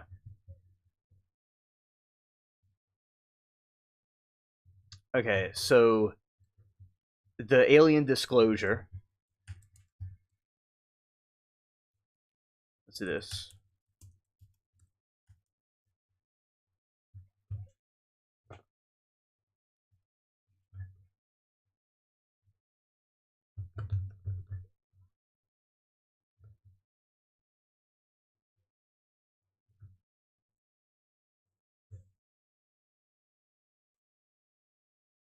Yes, yes, absolutely. Scared. Exactly, Bash. So, in early 2026, the alien disclosure, the official government acknowledgement of extraterrestrials or non human intelligence, has reached a fever pitch following significant executive actions and cultural milestones. Executive order for declassification. Yes, Spielberg, I think, knows pretty much everything about disclosure. He would, his movies, it's written all over it. A lot of time they say these things come from movies, but I think it's the other way around. I think the movies are about the real events. Right, the official government acknowledgement of extraterrestrials or non-human intelligence (NHI) has reached a fever pitch following significant executive actions and cultural milestones. Executive order for declassification. President Trump has recently directed federal agencies, including Department of Defense, to identify and begin releasing all government files related to unidentified anomalous phenomena, UAP, UFOs, and extraterrestrial life. The alien.gov website. The White House has reportedly registered the domain alien.gov as centralized hub for future disclosures. Pentagon review. Defense Secretary Pete Hegseth is currently overseeing a Pentagon review of these materials following the president's instructions. All right, the age of disclosure. 2025 documentary directed by Dan Farah features interviews with over 30 high-ranking U.S. officials and military insiders claiming decades of long cover-up because the highest grossing documentary on Amazon Prime Video. Public disclosure.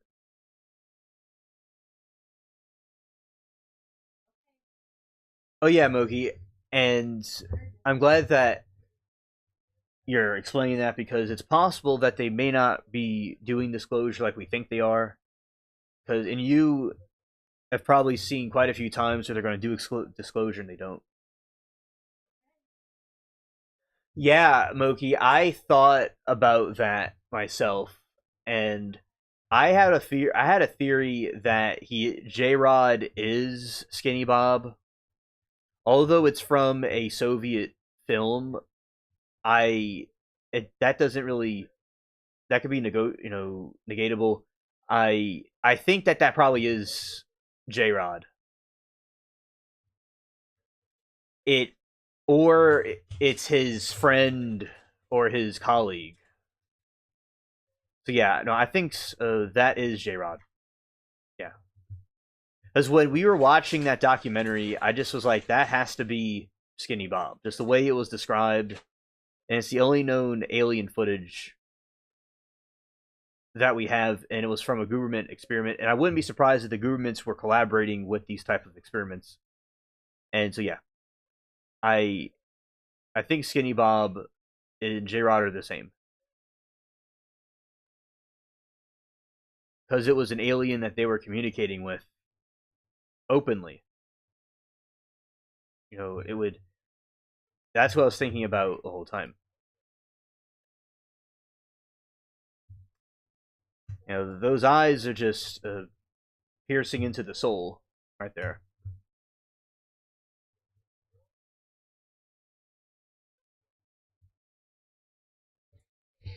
Yeah, that is true, Moki. That is true. I would say, in a way, what I said was probably completely opposite because they're competing for the technology, and each country's like in a space race to get that one first. So I wouldn't know why the Soviets would have Skinny Bob, but that very well may have been him, unless it really wasn't from the Soviets and it was from our side. So, yeah. But for sake of argument, I do think that it's either Skinny Bob. Skinny Bob was either J Rod somehow, or it's one of his colleagues. Imagine being stared down by that. That would be something. That would be something else. Definitely.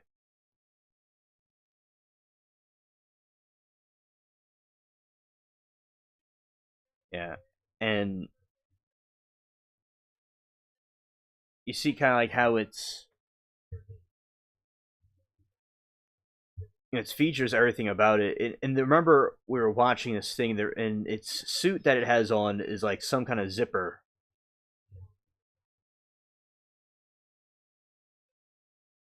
Yeah, yeah, 0 point energy. Yeah, 'cause it's like I was explaining that last night on my show.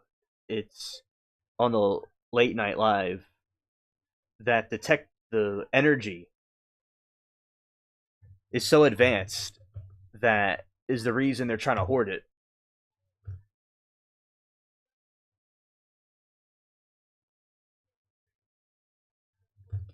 Because people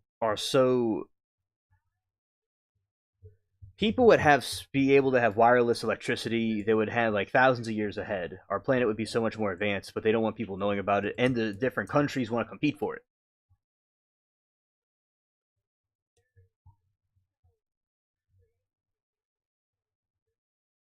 And for those, we'll explain what 0 point energy is.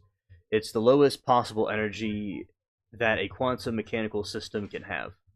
Unlike classical physics, where a system can, at absolute zero temperature, would have no motion, no energy, quantum mechanics, and says it's impossible.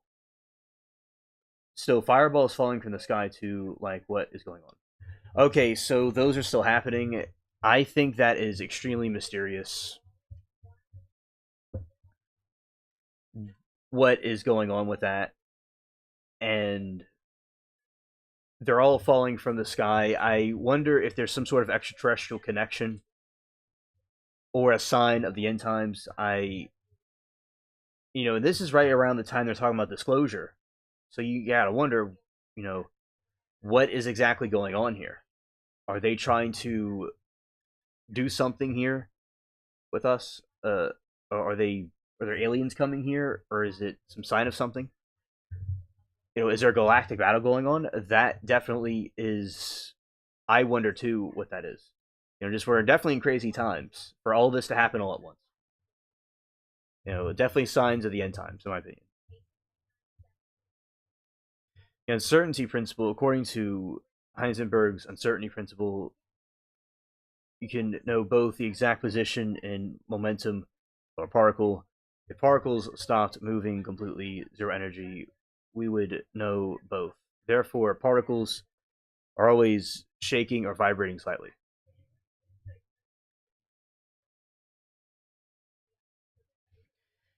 Quantum vacuum, even in empty space fields, the electromagnetic field are consistently fluctuating. These are often called virtual particles that pop in and out of existence. Casimir effect. This is the most famous proof of ZPE. If you place two uncharged metal plates extremely close together in a vacuum, the pressure of the fluctuations outside the plates is stronger than the pressure between them, pushing plates together.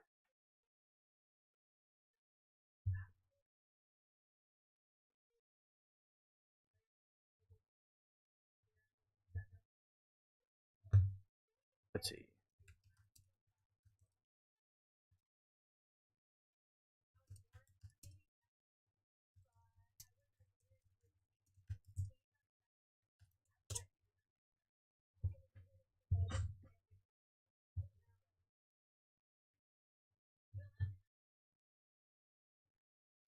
In theory, a craft powered by zero-point energy or related quantum vacuum manipulation would behave less like a traditional jet and a more like a glitch in a fabric of reality.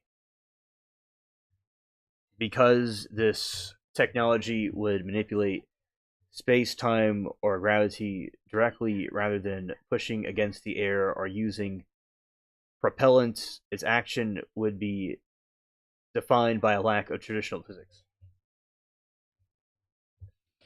There's also something called elements 115 that would be used for levitation. All right. Without the need to overcome inertia through traditional thrust, ZPE enabled craft would exhibit movement that appears physically impossible. 0 to max speeds, the craft would accelerate from a deleted hover to thousands of miles per hour instantly with no visible acceleration phase.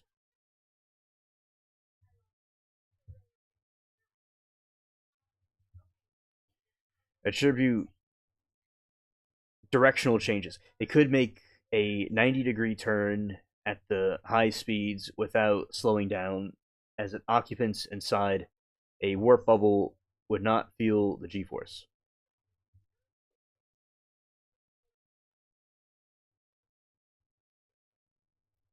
If the craft uses ZPE, warp spacetime, an observer would see distinct optical distortions.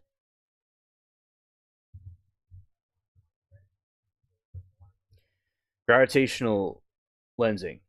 The stars or sky behind the craft would appear to bend, swirl, or shimmer, much like heat rising off a road as light is bent around the craft's energy field.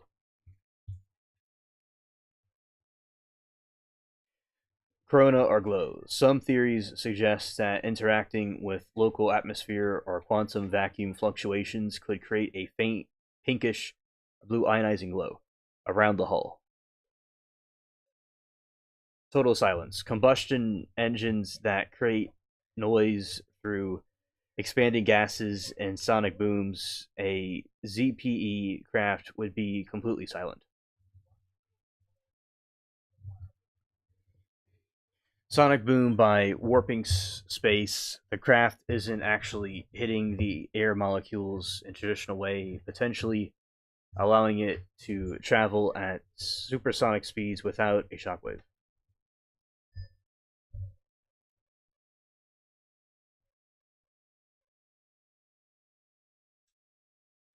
There would be no heat signature, smoke, or visible propulsion coming from the craft.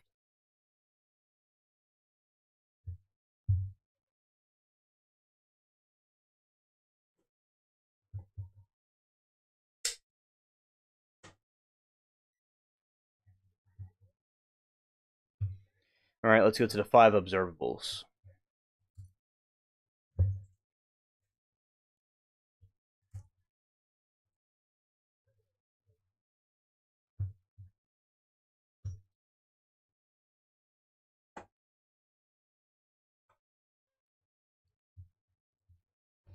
Fire observables, a set of specific flight characteristics that distinguish unidentified anomalous phenomena (UAP) from known human technology. These were popularized by Luis Elizondo, the former head of the Pentagon's Advanced Aerospace Threat Identification Program. If a craft is using zero-point energy or space-time manipulation, it would likely display all five. Okay. Anti-gravity lift. The object stays airborne without any visible control surfaces, wings, or flaps, or a source of propulsion.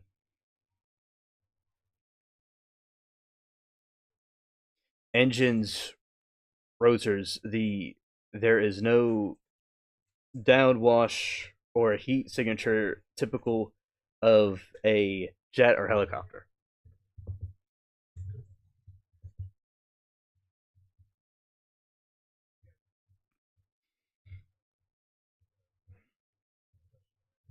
Sudden instantaneous acceleration. The craft can go from dead hover to hypersonic speeds, Mach 5, instantly. More importantly, it can make sharp turns at these speeds without being torn apparently by g-force, suggesting it may be generating its own localized gravity field.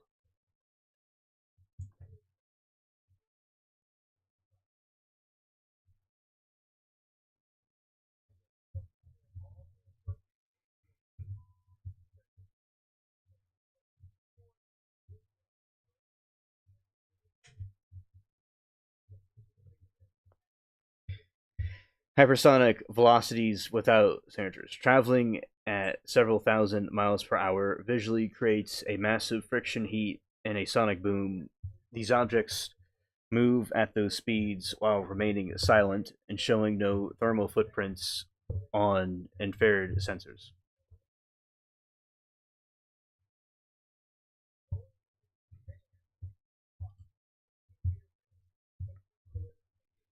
Low observability cloaking. The craft can become invisible to certain sensors. This includes radar jamming, optical camouflage, turning translucent, blurring, the ability to disappear and reappear on radar in different location, often called teleportation or high speed transit.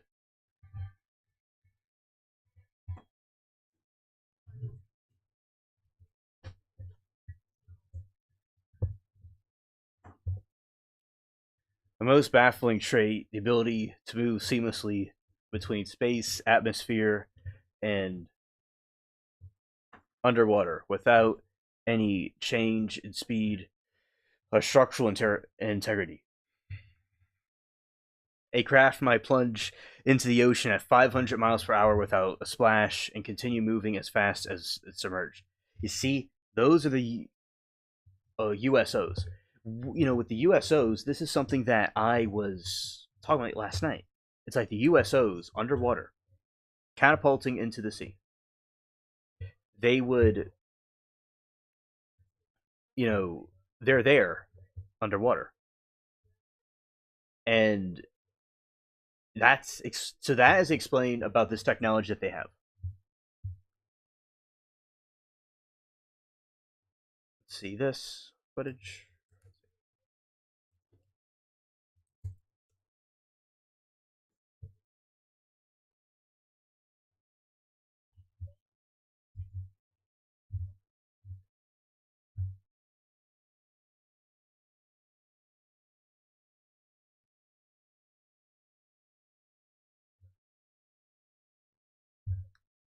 Okay, and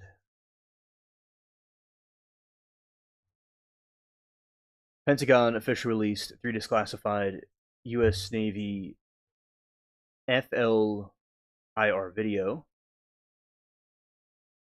and Go Fast in 2020. Documenting unidentified UAPs exhibit rapid acceleration and unusual flight dynamics. These videos, taken 2004 2015, show objects defying conventional aerodynamics, such as tic-tac objects with extreme speeds and gimbal object performing unauthorized rotation, and that is really cool.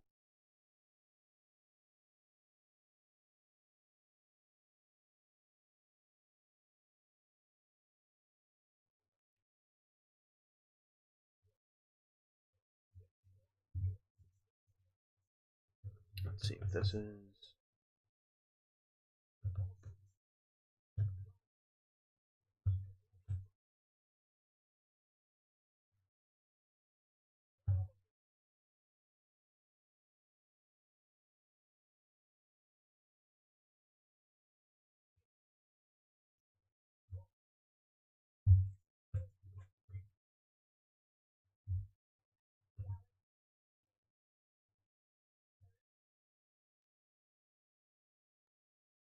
Huh.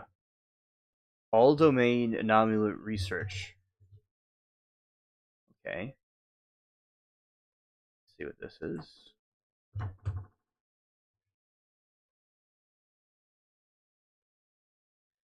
Well, these are just UFO videos that were released earlier this year. Let's go to this page.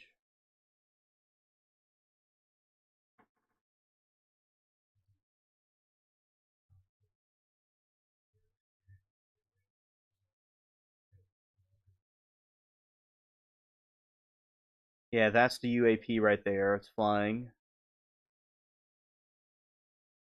It's gliding around. Okay. It's an unresolved UAP from 2022.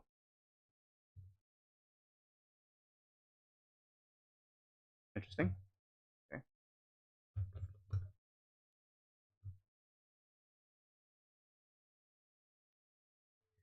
This is a whole encyclopedia of them. Okay. And let's go to this one.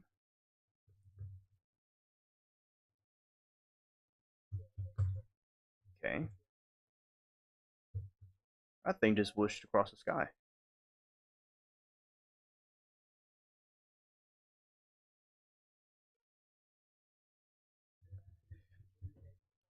Reminds you of one of those Harry Potter things. Those, yeah. I could see how it moving very. This is from 2021. See how it's moving real fast, and they don't exactly know why or how it's doing that. There, it was kind of it's just kind of zigzagging. Yeah, I saw so much of the thing that I saw just kind of zigzags around.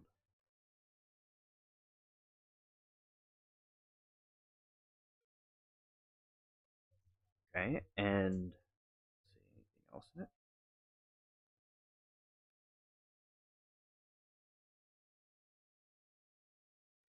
Yeah, it is darting around. Okay, cool.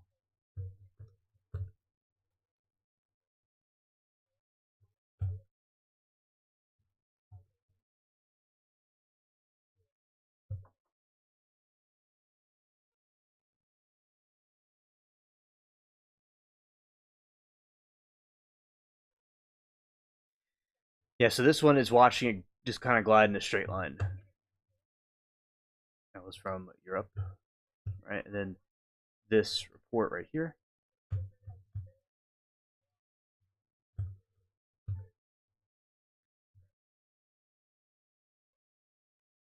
And this one, it's another one that's kind of zigzagging or kind of going in circles. Yeah.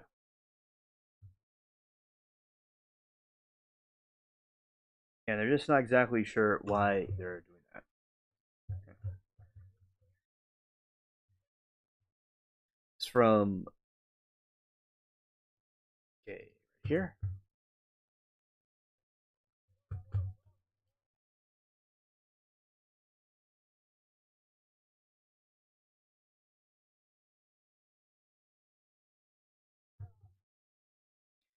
So this is over water. This is over the water, and this thing is just zooming by.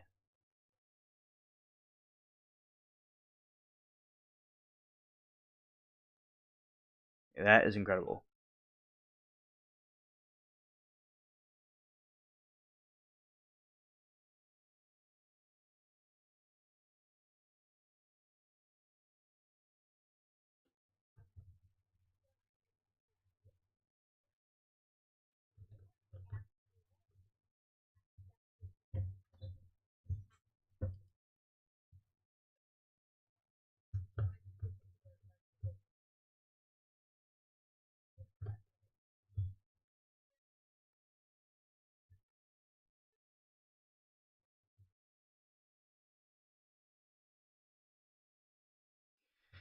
This one is just that one's just like levitating. This one's 10 minutes long.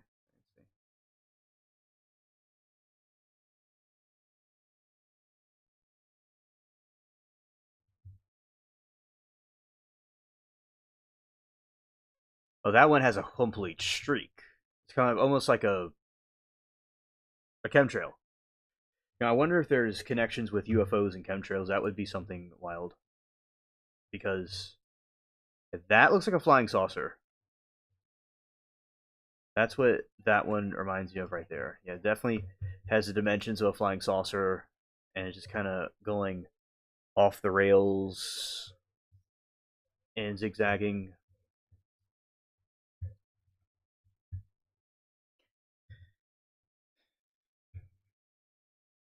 Right? And it is kind of going on the waves.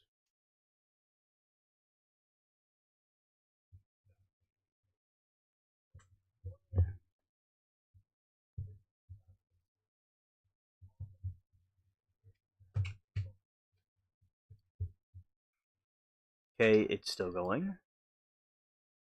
Yeah. All right, that's it. That's it.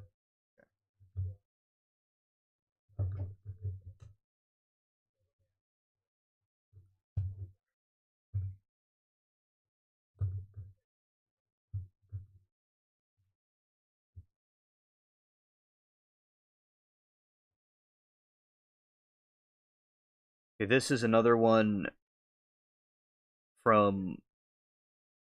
Yeah, it's just a UFO just kind of hovering there in the dark. Okay.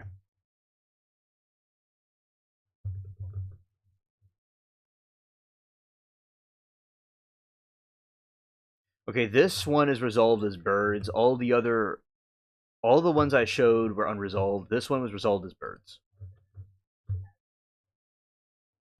So allegedly, this one is birds, but I don't really know that's true technically.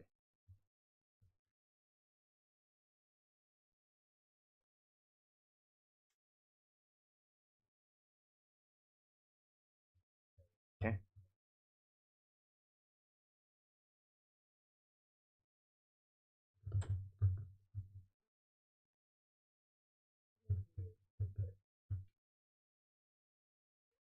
Okay, and so those were some UAP sightings from Europe in the recent years. All right.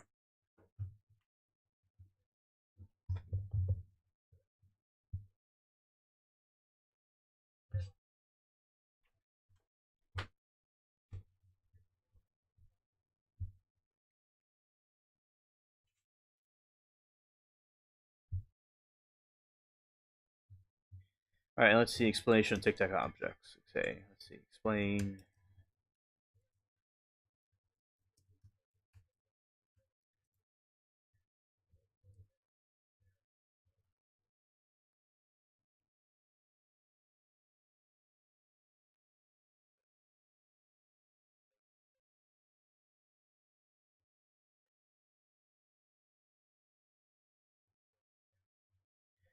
The Tic Tac object refers to a specific class of unidentified anomalous phenomena (UAP) named for their resemblance of the popular white breath.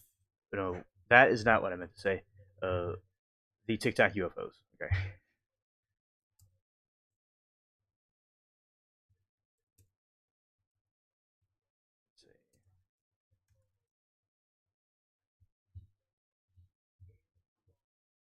All right. Tic Tac UFOs, specific class of UAP, named for their smooth, white, oblong appearance resembling a Tic Tac breath mint.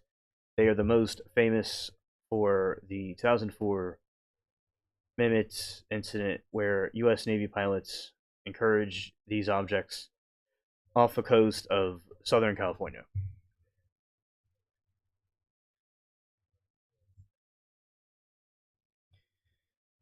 Approximately 46 feet long, solid white and completely smooth, with no visible wings. Windows rooters are exhausted plums.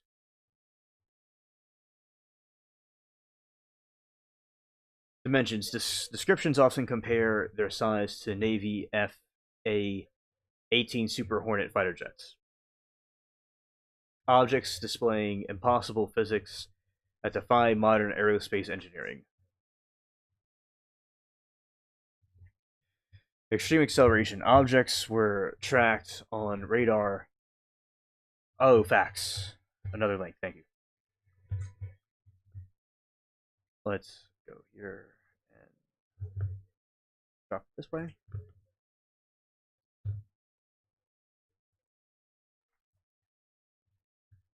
And I'm just curious. Let's see this.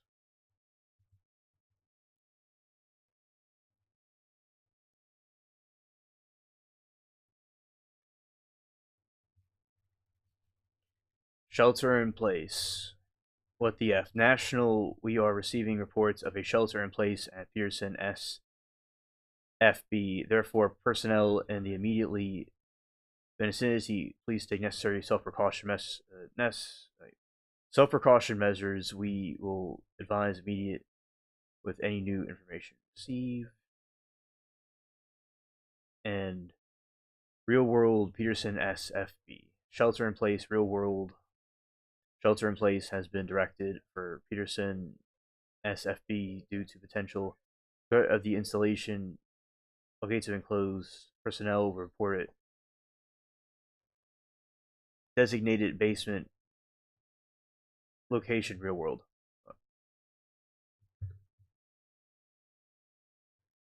Oh, Mike got those notifications for various reasons. Ah, okay. Okay.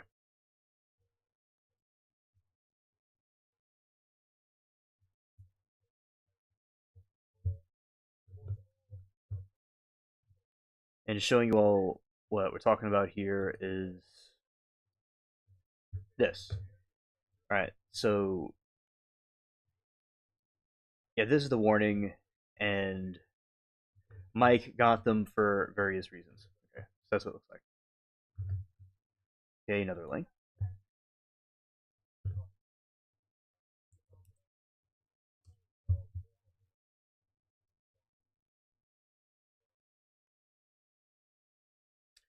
Whoa. Gotta show this one.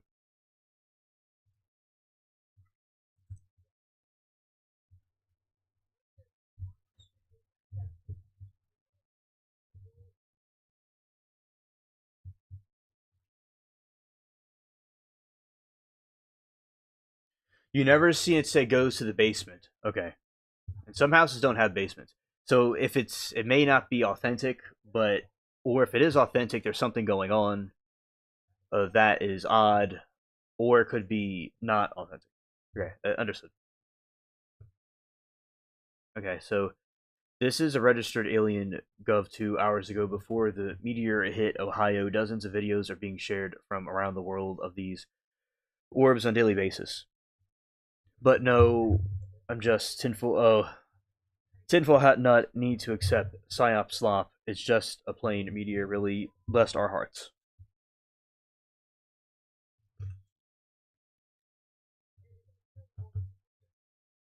Okay, and let's see what this is. Okay, so yeah, that is the orb UFO thing. And they'll call us the crazy ones, the conspiracy theorists, but look at that. We're gonna zoom in. That is wild. Oh. Yeah, definitely an insane UFO sighting, indeed.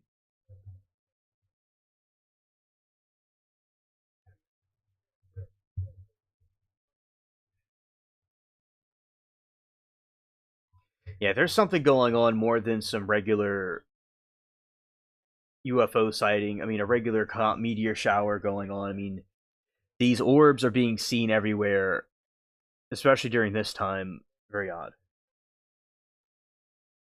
Because it's not just, and you got to see a correlation of events all folding coming together.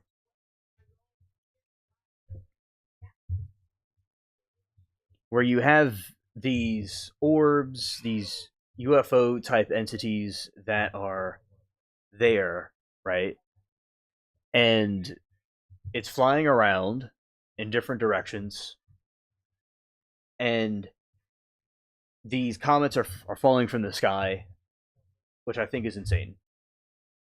So, with all the wars happening, etc., and disclosure coming out, yeah, too many coincidences, and definitely very strange for all this to happen at the same time.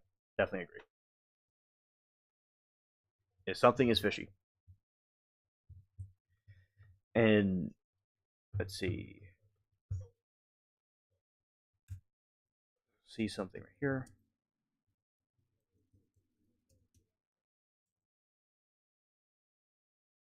Oh, good. More videos on fireballs.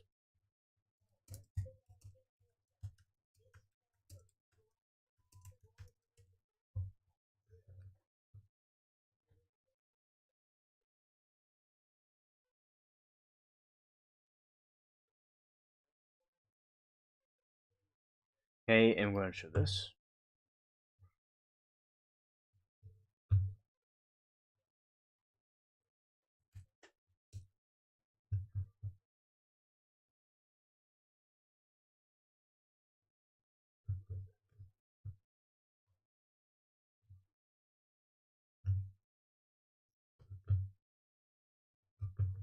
Fireball skies over Austin. Okay, so make sure chat can see this. Yeah, this is a fireball going over Austin,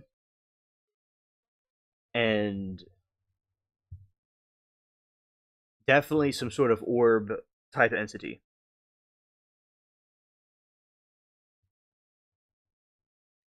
Yeah, falling from the sky. Falling from the sky or flying around is really wild. Yeah. Okay, so more view of them. Same fireballs. To me, it looks like a UFO.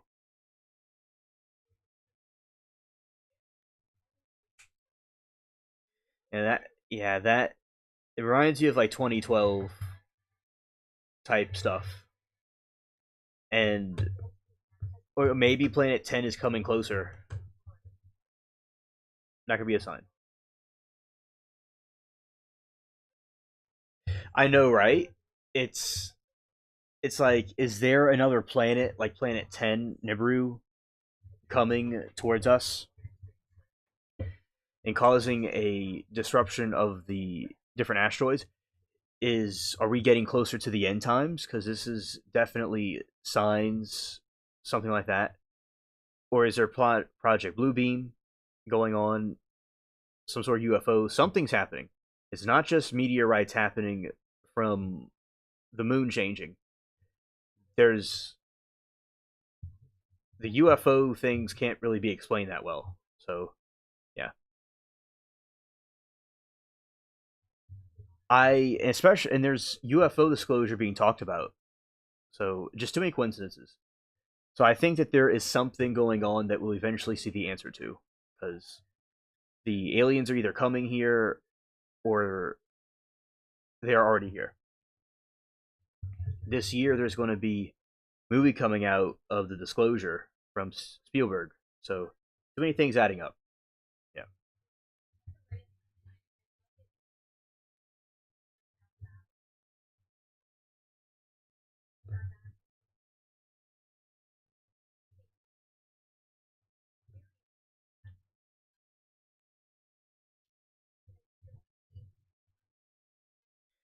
All right.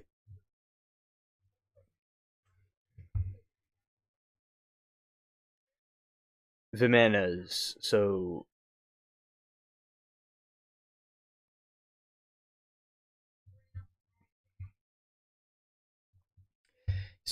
there are celestial discs.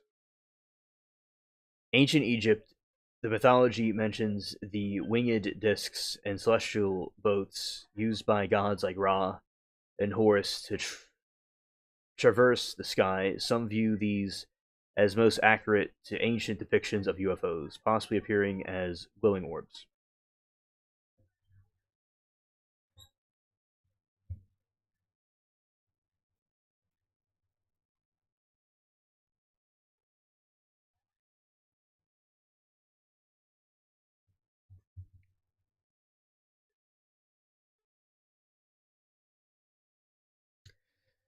So the Egyptians saw things like this too, and before the Great Flood.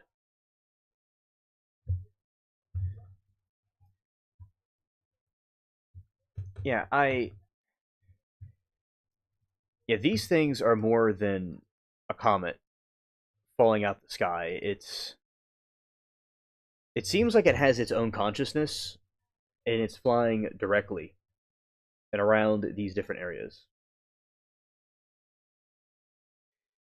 Either Earth has free landing pads for UFOs that we were not briefed about, or they're coming here for some reason.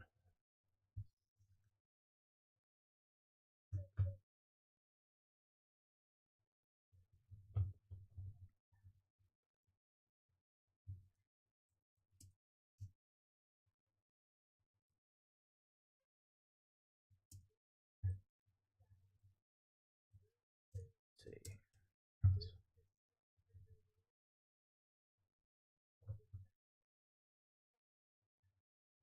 Oh, this is interesting.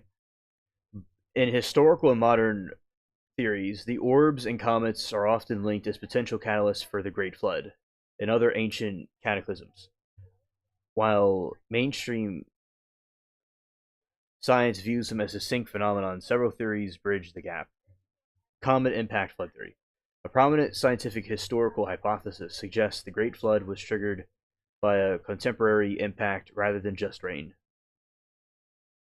This, scientists like Edith and Alexander Tolman argue that fragmented comet struck the Earth roughly 5,000 to 12,000 years ago, causing massive tsunamis, climate shifts, and global flooding. Visual orbs. During such an event, atmospheric fringe or friction would cause cometary fragments to burn up and fireball or glow sphere of light orbs. Before impact, ancient witnesses might have described these as falling stars or fierce chariots, or fiery chariots.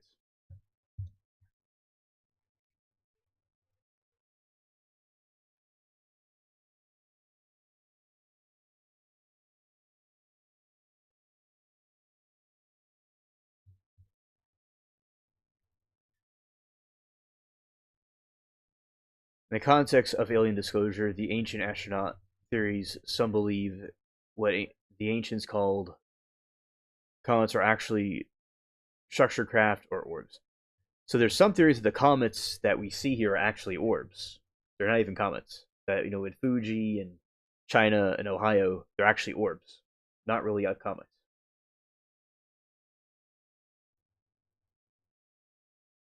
Star of Bethlehem connection. Some researchers argue that famous celestial events like Star of Bethlehem were actually low altitude orbs or UAPs rather than distinct comets. Ball lightning. Some modern skeptics and scientists suggest that historical orb sightings were actually ball lightning, rare glowing atmospheric spheres that can appear during violent storms associated with the flood. Now there's Newton.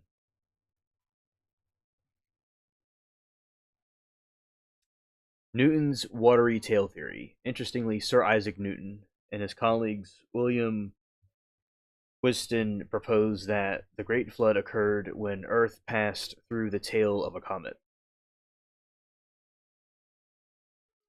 They theorized that the comet's tail doused the planet with water and gravity pulled subterranean oceans to the surface, a process that would have looked like a glowing lights of orbs flying the sky for days. Isn't that something weird? Because that's what's happening now with these orbs. That is wild.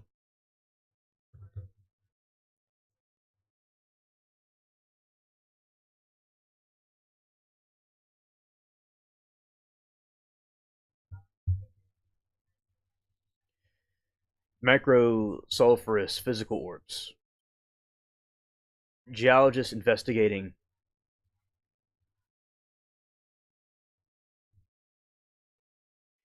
the Younger Dryas impact approximately 12,800 years ago have found physical evidence in the form of microsulfurous, tiny metallic orbs found in the soil layers.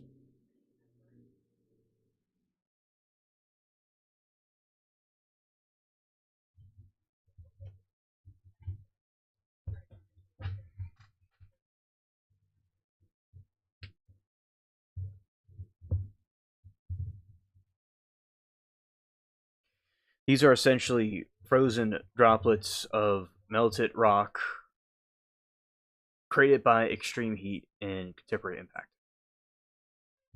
By tangible link between comets and orb-like physical remains from the era of the Great Flood.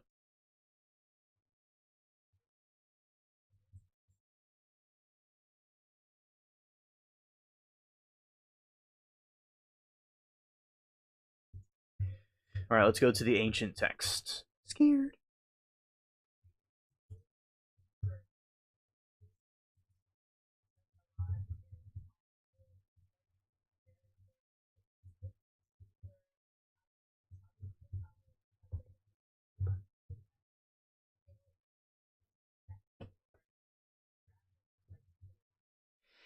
Ancient texts from the first cultures contain strikingly similar descriptions of flying vehicles, often described as chariots of fire or celestial places, which modern theorists often compare to UAP or advanced technology.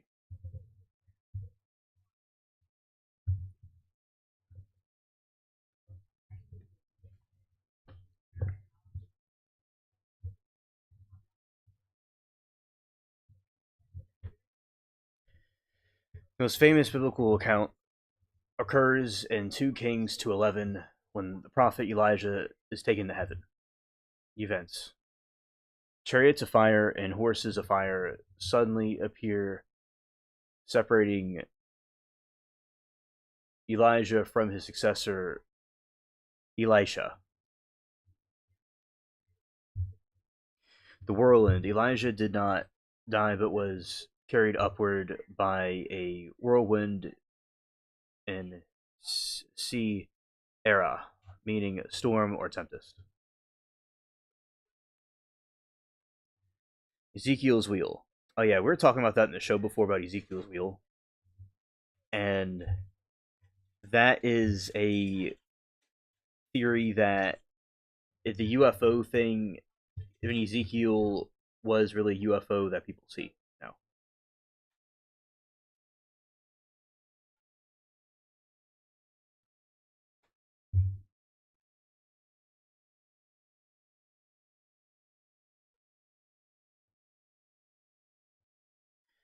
All right. So the prophet describes a great cloud with flashing lights containing four living beings and complex wheels within wheels that sparkled like topaz and were covered in eyes.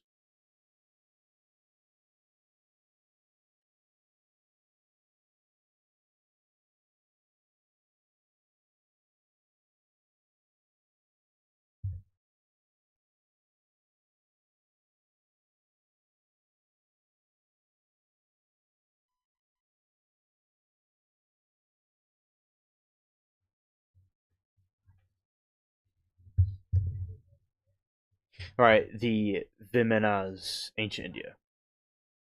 Sanskrit epics contain the most technical. Oh, hello, Eugene. Welcome to the stream. Eugene says, "Hello, am I the only one creeped out by Millennia, our first lady, and the robot?" I am not aware about what you're talking about, Eugene. I'll go look into it. I've not heard about that incident. Shout out to you, buddy. And push.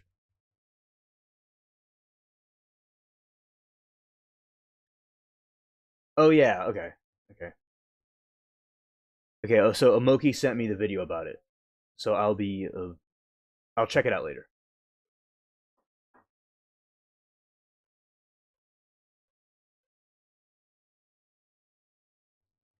Biden definitely, it definitely has those bizarre movements. Yes.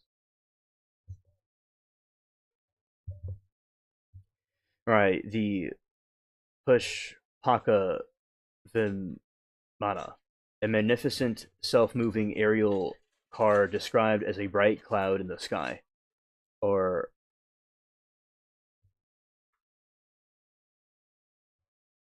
a flying palace that could travel anywhere and the pilots will. So this is similar to the UFOs underwater where they have it's like a football field long and it goes from that into the sea and that's so cool. And Moki's wondering how Eugene is doing. Yeah. Yes, Eugene, I'm curious too and hope everything's going okay. Technical details. Some texts describe the Vimanas as double-decked circular aircraft with portholes and domes. I know so much weird stuff's happening everywhere, and there's signs that something's coming. You know, and I'm ready for a disclosure. But stay close to Christ and His teachings because we got to buckle up because something's about to go down. So technical details. Some text describes Vimanas as double-decked circular aircraft with portholes and domes capable of hovering, moving with speed of the wind, and emitting melodious sounds.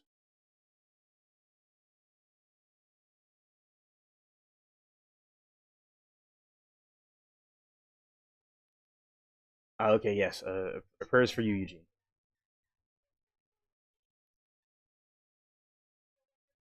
That is definitely scary. Scared. Scared.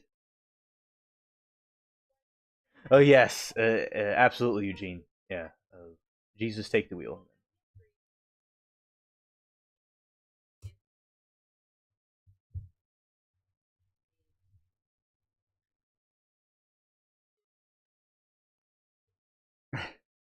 And it's all the Oki. It's all the comets the orb comets that are falling from the sky. It's disrupting our alien distortion fields, and it's doing it to me too.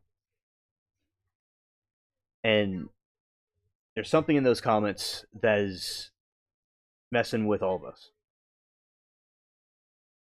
Amen, Moki. I agree. For Eugene. Technical details. Some texts describe the Vimenas as double-decked circular aircraft with portholes, domes capable of hovering, moving with speed of the wind, and emitting melodious sounds.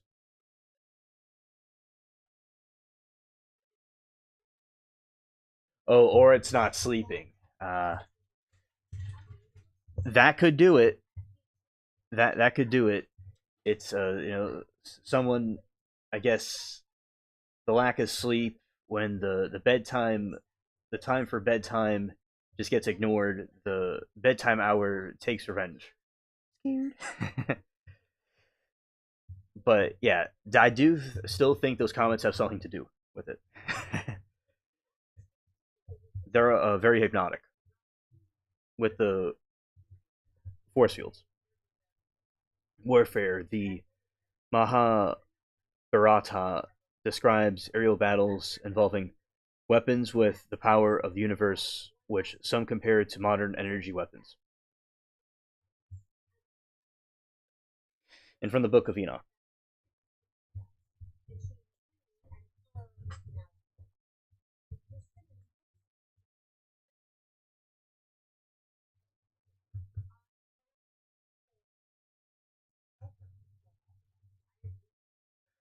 Oh, okay, Moki.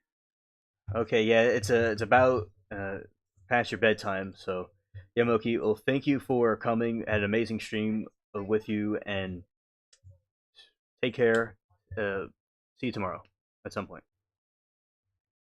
Okay. All right. So let's do this, Eugene. And okay. And Eugene says, "I hope we can travel to other planets or moons someday and not be bound to this world." Oh, Eugene, Passion and I were looking up about that, and around 500 years from now, if they don't come up with something soon, 500 years from now, there will be a technology that they'll be able to do that. They'll be able to go to other planets and other moons. Now, allegedly, they had the technology now to do it, but they're hiding it. But according to the pace they're going, it's going to take them about that much time for them to get there.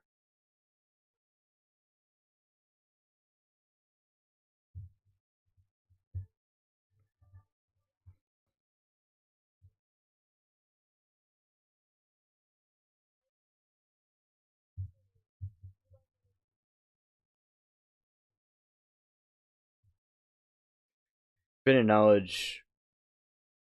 These beings reportedly taught humanity advanced technology, including metalworking and weapon production, which led to the widespread corruption and violence.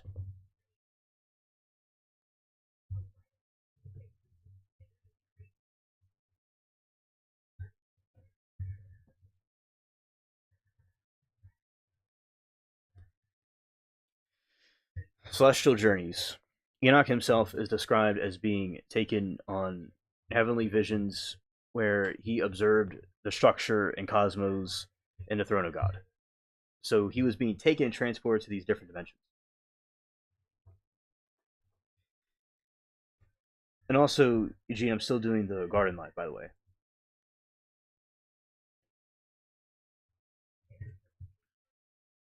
Okay. And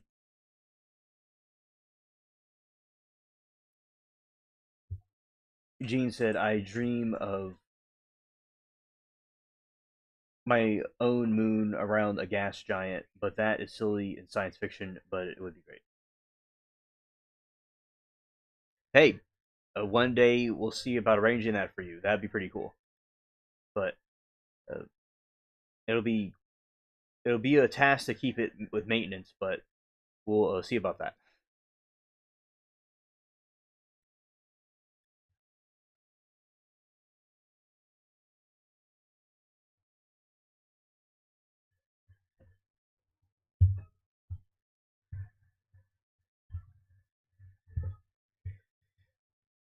All right. Sumerian and Babylonian text. The Atrahasis is Sumerian myth written over 1,000 years before the story of Noah. Describes a great flood and the gods involved in the event.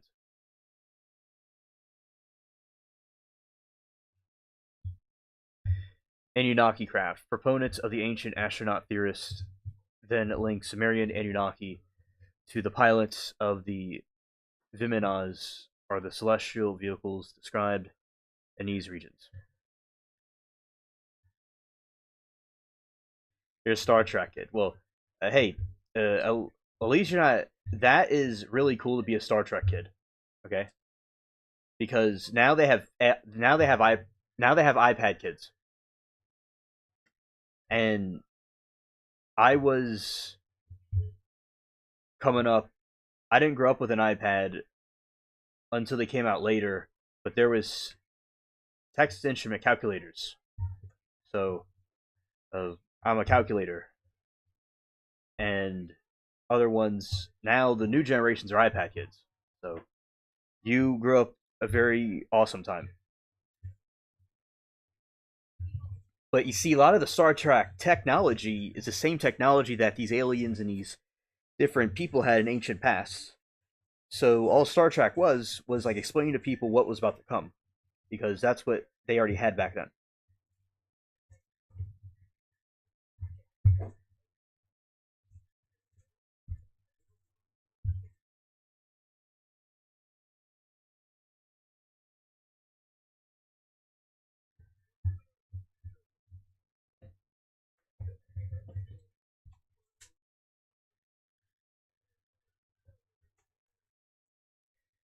Would you like to, let's see,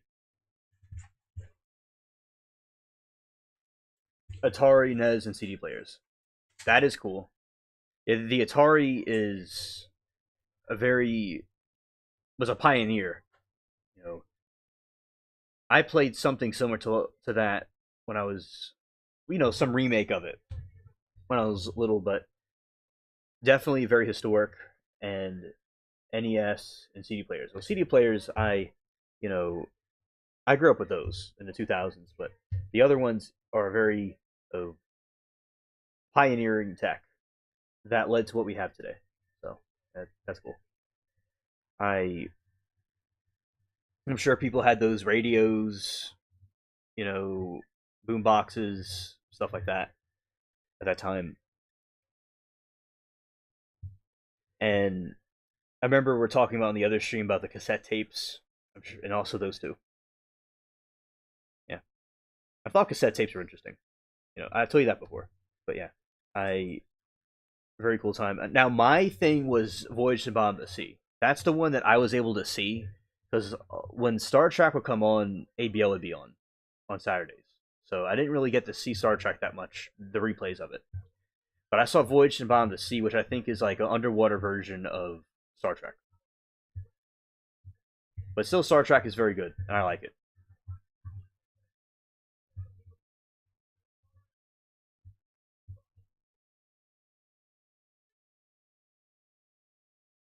Okay, Walkman until you got a Discman. Nice. Oh.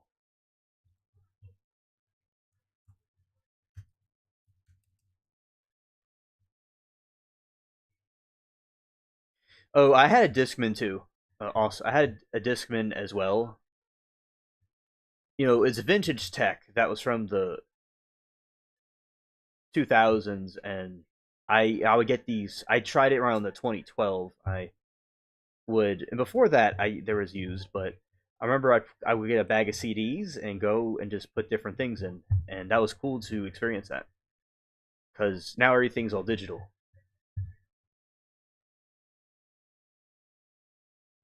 and now you could get 1,000 songs in your pocket.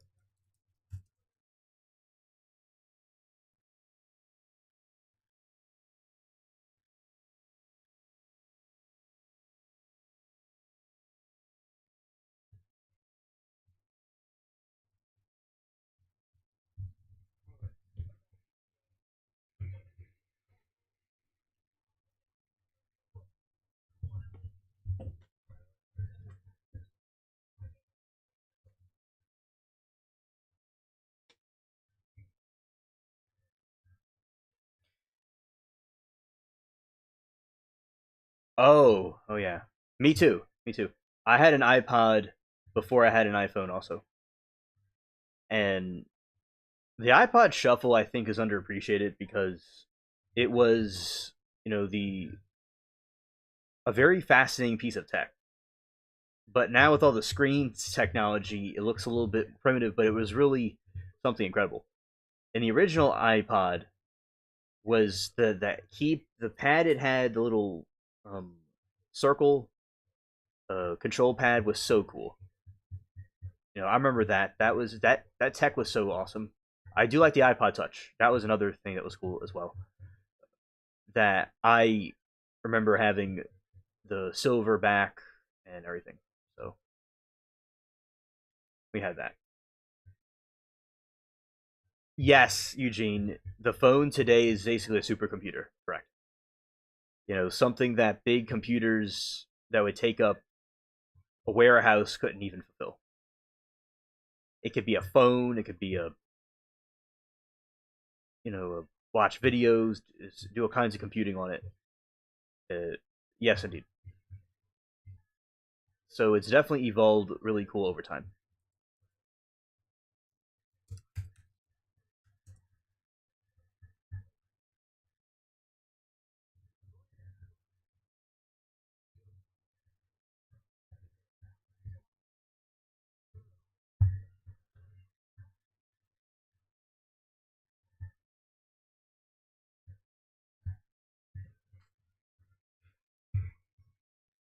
Yeah, so I gotta show them this. I gotta do this. So okay, this other window right here, bro. It's like this iPod Shuffle was. Well, look at these colors, dude. This is just like so cool. Like the design of these things are awesome. Like, I wish they still sold these things now, but I mean they still sell them on eBay and stuff. But like if Apple were to continue it, my grandpa has the Shuffle, and it was such a cool device.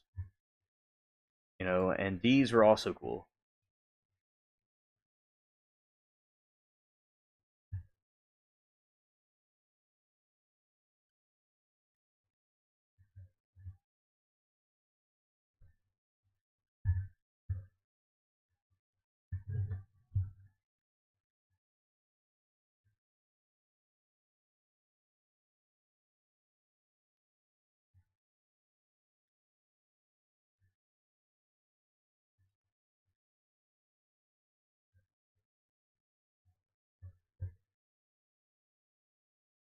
See, look at my bro Vash.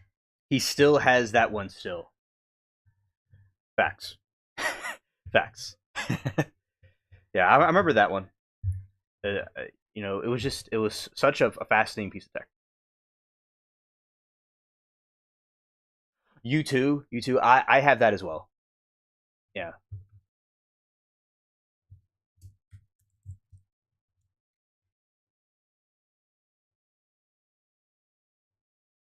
Oh, I have that. I have the same thing. Yeah, I have this type of iPod too. That was like the first one I owned. It was the silver design was just incredible, and I remember when I got it at the Apple Store, and I was being congratulated for getting it, and it was just like whoa, whoa, and I could talk to my friends and text them, and it was just like a whole the Mac too. The Mac as well was so cool because it had this space background. It was like, what are the possibilities this computer can do? It was so cool. So yeah, I remember when those phones came out around '07, at like summer camp. Different people would have them. Although the BlackBerry was more popular back then, eventually they faded out for the iPod.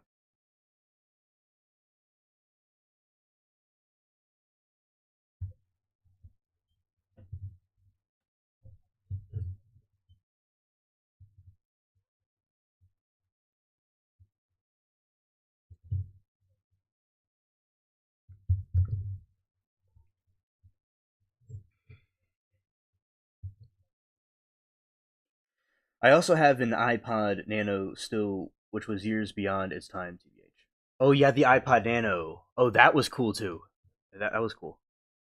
Yeah, this one right here, which the screen I must have had a stroke for a second. So we're going to kind of like go here and then go back this way. Yeah. Yeah, this is the iPod Nano. And yeah, those colors, yeah, those are the colors of the Apple logo, the old Apple logo. You know, just like combined, like the rainbow, because it was something that meant it was in color, and the gray, yeah. So that is very cool.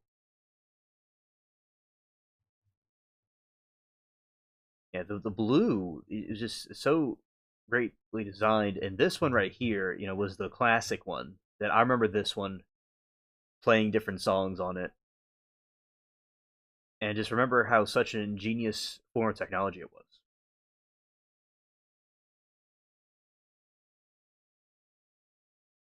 Ah, yeah. Oh, yeah. I'm sure. I'm sure. The it has definitely has a high ticket on it. Yeah,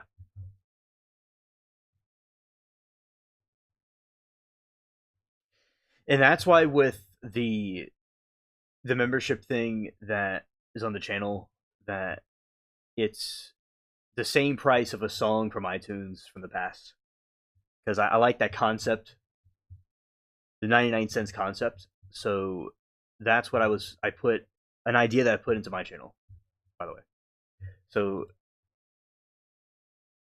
the reason why they had the iPod the way it was is it was a way people could get music without pirating it, because there's a lot of issues with pirating music in the past, and that's why they had the 99 cents thing. And it was very, people were getting angry at him because it was 99 cents, because it's supposed to be more, make more money, and he called them greedy because it wasn't about making money. He wanted to make these devices real cool for people. Because when people want to be sugar water and BB players and cut corners, you're going to make something stupid. So it was about making something cool, and that's why these things, a lot of people like them.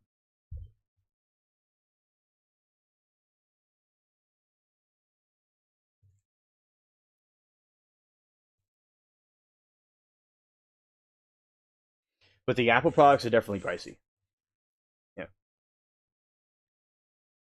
2005, 2006, 2007, 2008. Okay, the Nano came out in 2008 and 9. You got a little box brick thing that came out in 2010 and 2012. The other, okay, an evolved version of it.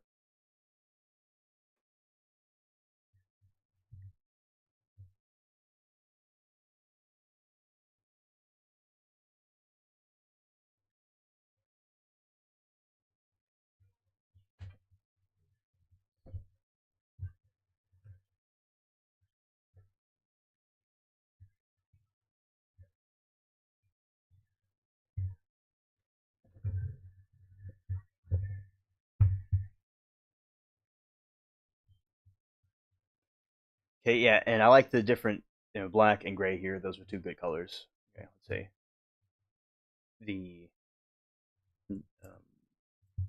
see the Nano.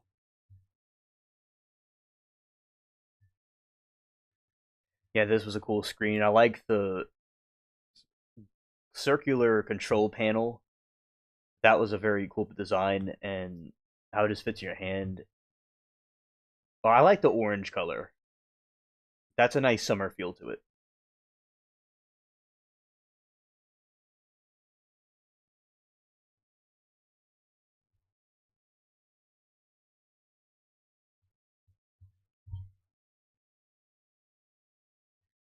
Eugene said my $20 LG phone from 14 was better than the iPod from 2010. Crazy, right? Well, that is crazy, indeed. And you see, the LG phone was able to evolve the technology because the iPod was in its infancy, and whatever kinks were in it that need to be straightened out, they were able to do it. So it is wild, Eugene, and how they're able to offer it for a lower price as well.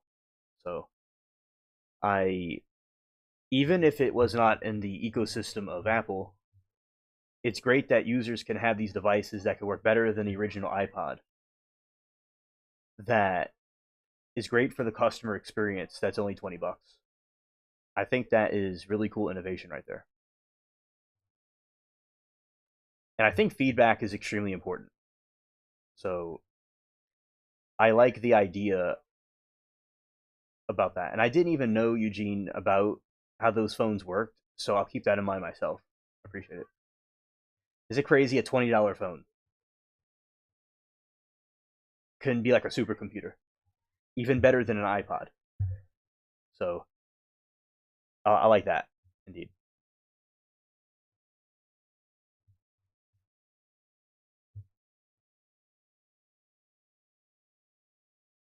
Okay, and that is purple and blue. Yeah, those colors are just like hypnotic to me.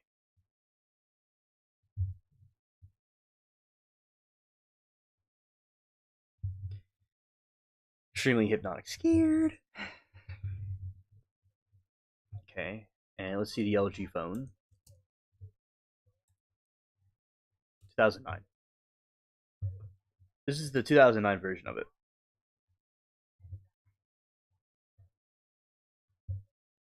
Oh, this has the keypad. Now, did anybody use BlackBerry? Because I saw those a lot growing up.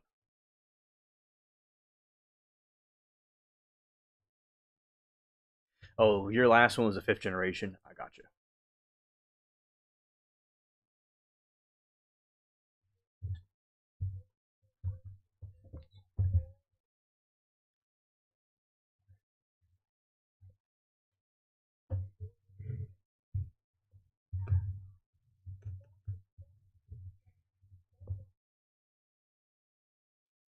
And let's see, 2014.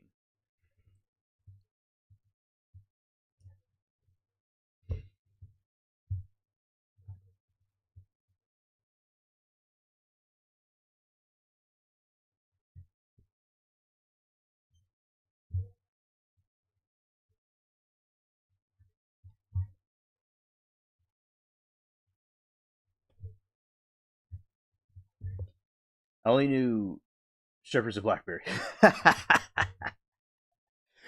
That's hilarious, Eugene. Well, uh, that is a very fascinating fun fact for the night. uh, there you go. I guess the BlackBerry was the phone to that was the most quickest phone to get all the clientele situated. Okay, and let's see, iPhone, iPod, fifth.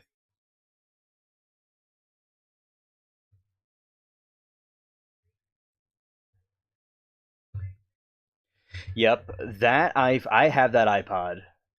I have the last iPod that Apple ever made. I got it in 2020. That was my computer for a while because I the other computer went out of service.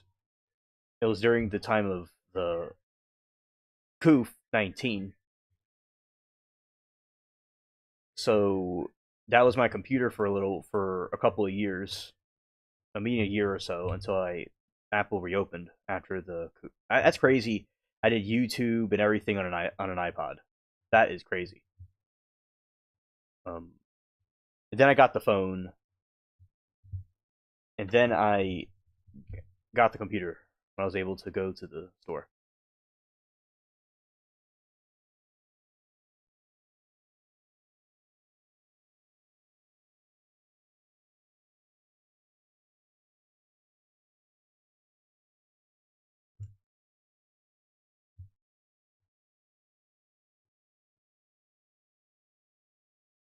Okay, let's see. 6.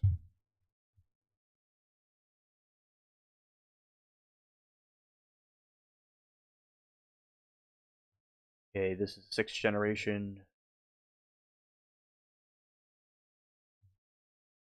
Yeah, that was the last one that I got. Oh, I like that colorful background. That's nice. The planets goes with the pink.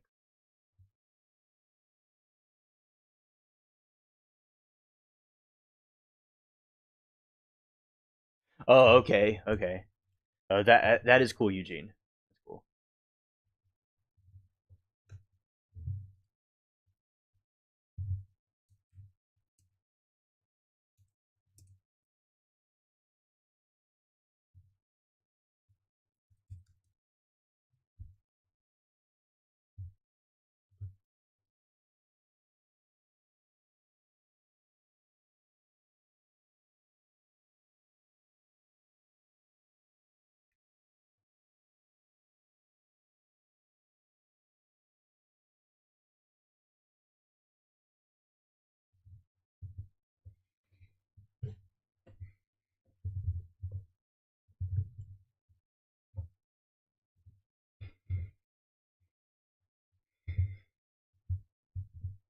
Yeah, so yeah, that's the 2014. That is a Fire phone right there, by the way.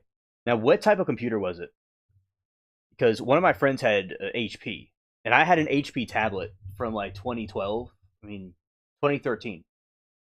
That tablet I had a lot of good times with, and the HP tablet was not the same as the other tablets. It was now tablets are kind of like Timu tablets now, but it was hard as a rock. No pun intended. It was, you know, it had no ads on the homepage. It was really cool, and I had it through my time in high school. Yeah.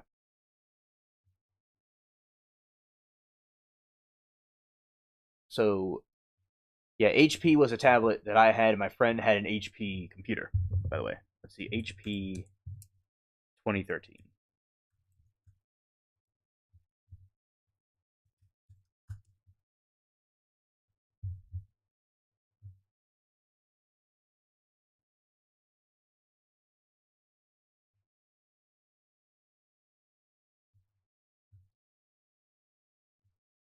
How about HP computer? Let's see.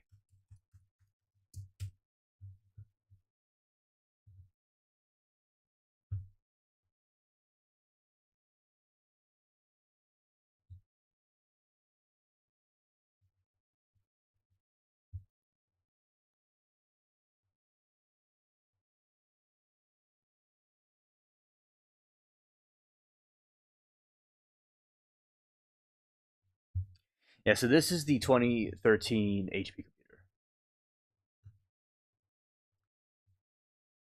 right there.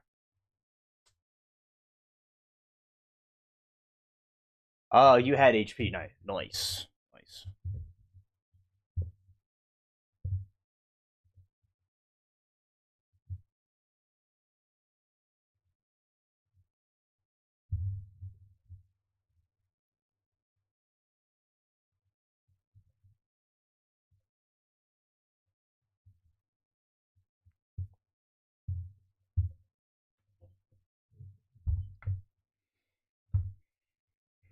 Eugene said, "I had a Huawei phone in 2018, but had to shut it down. Oh, it was China, China.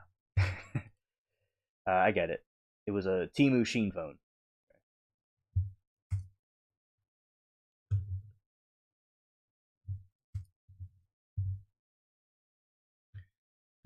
That's a different looking phone. Whoa, yeah, that looks like something else. Trifoil. Interesting.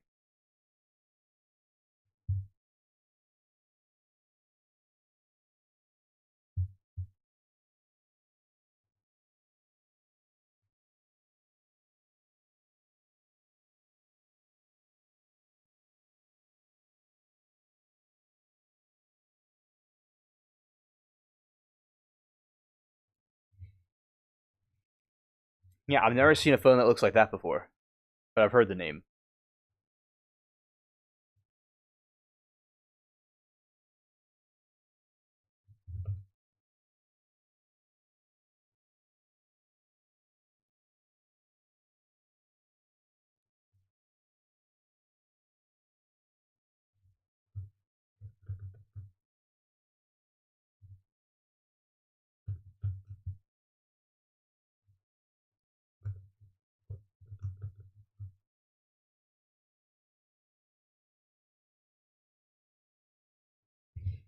Okay, so yeah, who makes this? Let's see.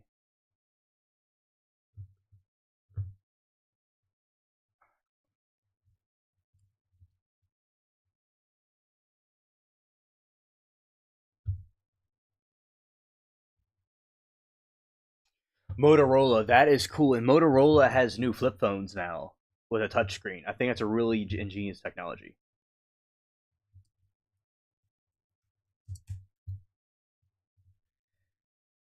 Okay, Vash says Samsung made a tinfoil, a trifold, and it lasted in production for 3 months, basically. Hello, going off the market soon. Oh, okay. Scared. Right. Who Huawei phones, created by, is a Chinese multinational technical company founded in 1987. A former engineer in the People's Liberation Army, he remains CEO and powerful figure within the company, though he holds only about 1% of its shares.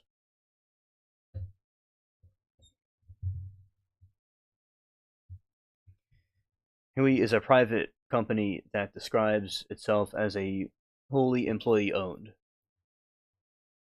99% of the company is held by a trade union committee, which represents the shareholding employees.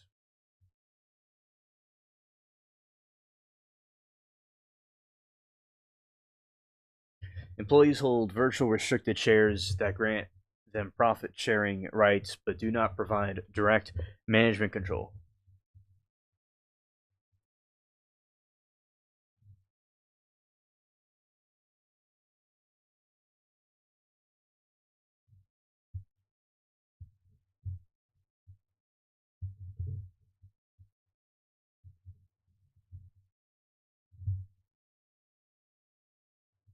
Your first phone was Virgin Mobile.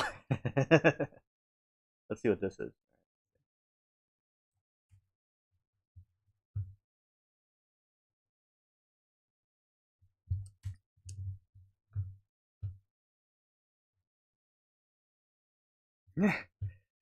Yeah, this is a classic right here. A very classic.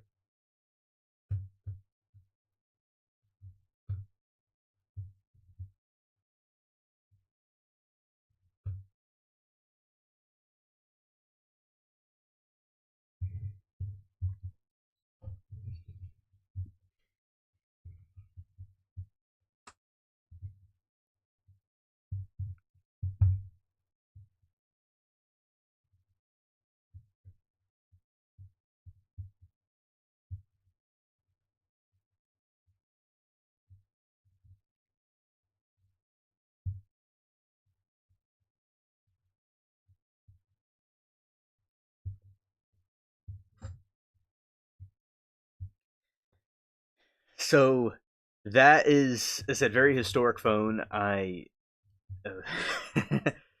it's just phones are so much different now than they used to be. So yeah, Samsung, and it looks like people go on Facebook and YouTube. Oh, the YouTube logo was so different back then. And Twitter, wow, uh, good old times, the good old days. Yeah.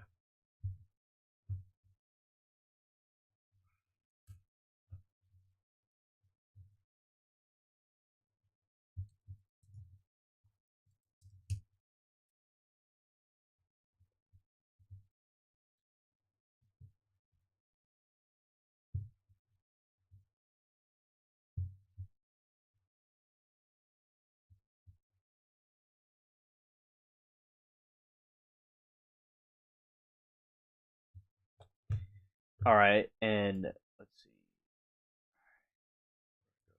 this way.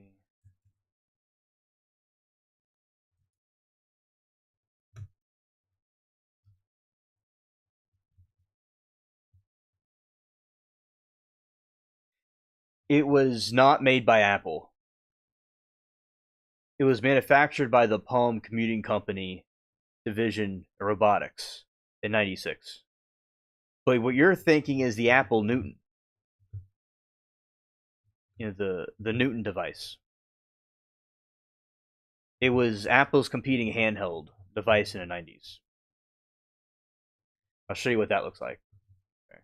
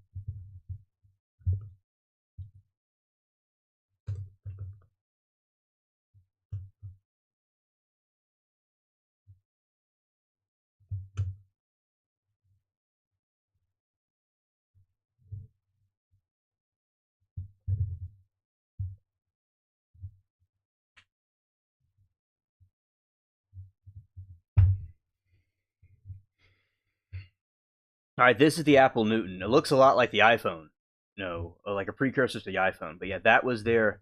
And this was during the time of John Scully when he had the Apple devices. That's when they had Steve Jobs ousted before came back. They had this thing called the Newton. So it was very similar to the like how an iPhone would look or an iPod. But they eventually they trashed these devices and replaced it with the iPhones and stuff.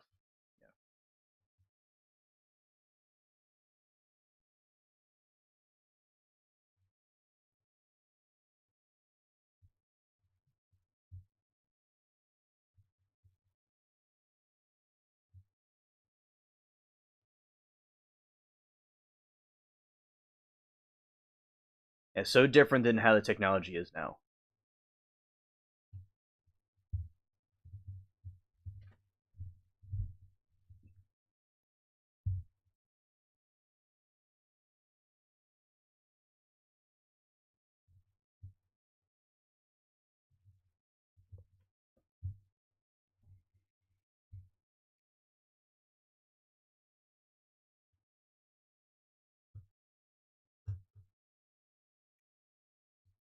Yeah, so I'm glad that they eventually evolved the technology to make it how it is today because yeah, those are very different. It definitely has a 90s feel to it. I have to say, I don't know where, but I remember when I was very, very, very little, something like that. Yes, it's like the Game Boy. Yeah, it was Apple's Game Boy phase. I remember something like this very early 2000s. I might be tripping. So, do they have these things in the 2000s? Or maybe it was 99 or something like that. That's the only way it would be very extremely ridiculously little, but I don't know where I saw that. Say, was it? Come on, dude.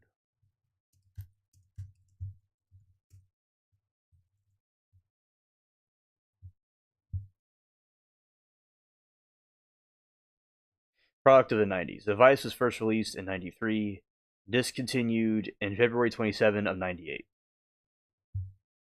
It was not sold in the 2000s. I didn't think it was sold in the 2000s, but I was wondering if still people had it in the 2000s. That's what I'm trying to see.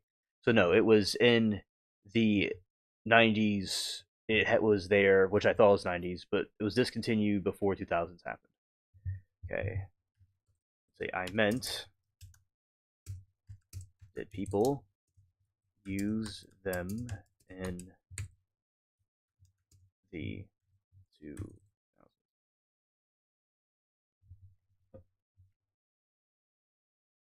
You see, I was right. Oh, HP had PDA. Okay.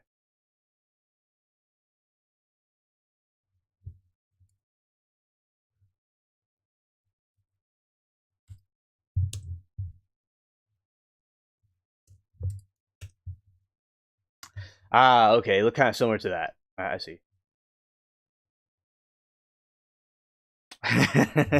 It's like a Windows iPad, a little Windows iPod. That's hilarious.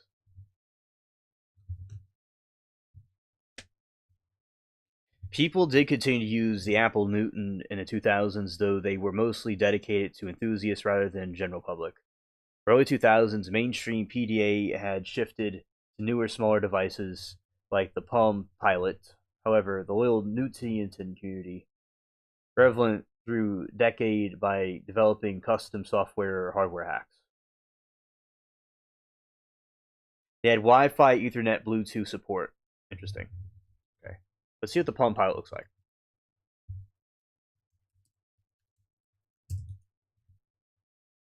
Oh, okay. The Palm Pilot looks nearly identical.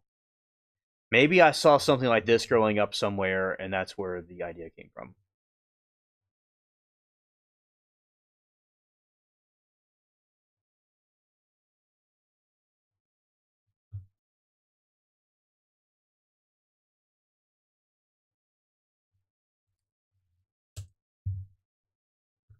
This is HP's thing, right there.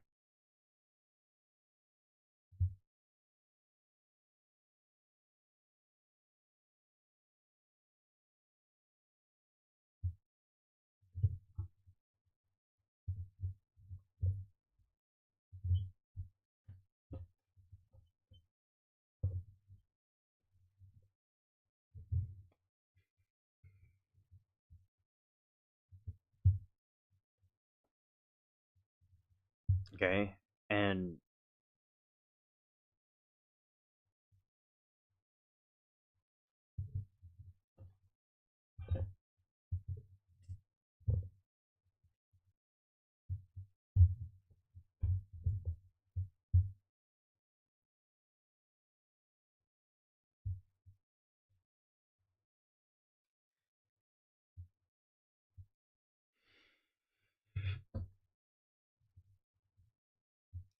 yeah, so there you go. You got this green thing, and it looks kind of like a reptile, and there's the screen.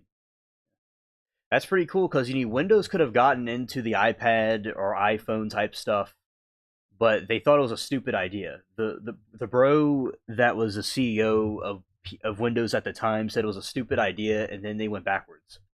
That's why Windows doesn't have iPads and iPods and stuff like Apple did, because they were like, "Oh, that's a stupid idea, doy," and then they got left behind.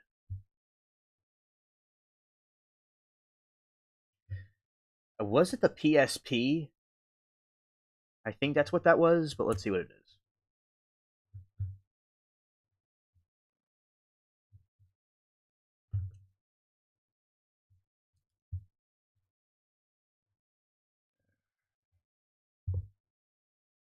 Yeah, PSP 2004. Okay. I remember the PlayStation portable. I When I was at summer camp, I would see my friends play it, and I played it. I used to play it too. Like, I didn't have one on my own, but I played my friends.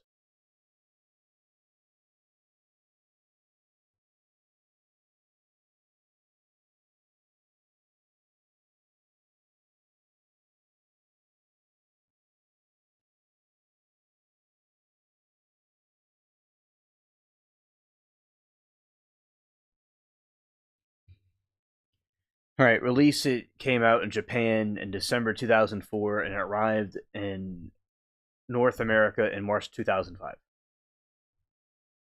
See, Bros said it was 2004, but it was actually released in 2005. See, Eugene, yeah, Japan had it before we did. Unique tech. It was the only handheld universal media device, tiny optical discs for both games and full length movies.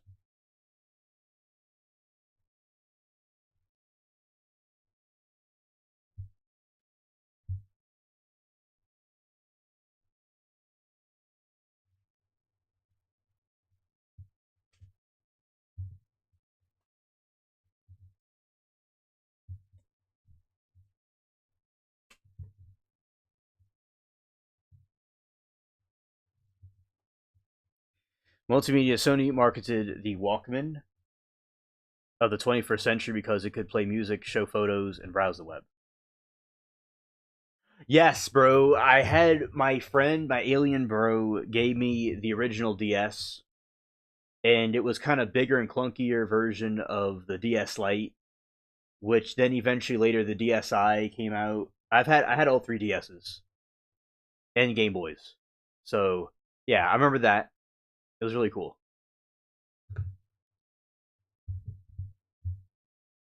Okay, let's see.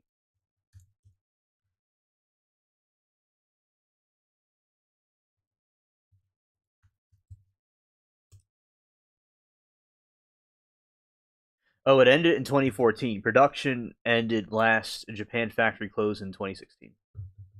PSPs are not made anymore.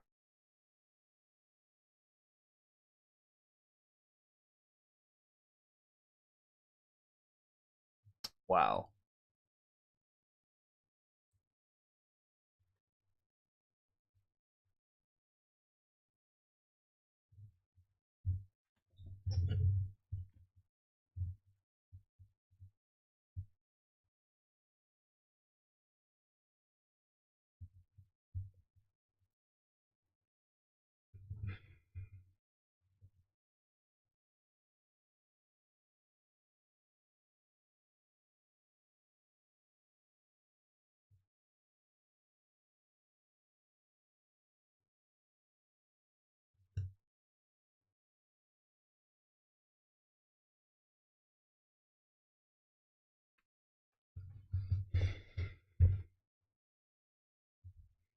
Okay, so yeah, shout out to that one and the original DS. There was a banded puppy fight out in the woods, and it made me jump. They are so loud. Vash, they could be extremely terrifying. They could sound like a, a demonic monster. Okay, yeah, definitely. I feel you, but I feel you, bro. Definitely.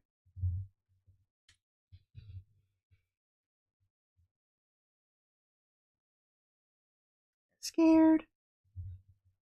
Yeah, let's see. Original DS.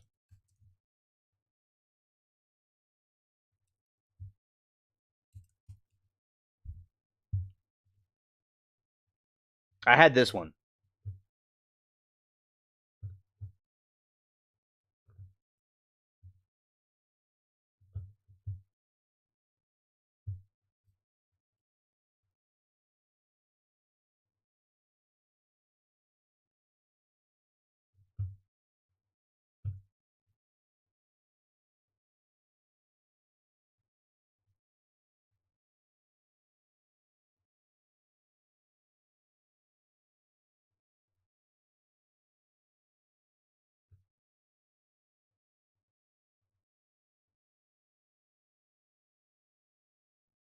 Very cool. Scared.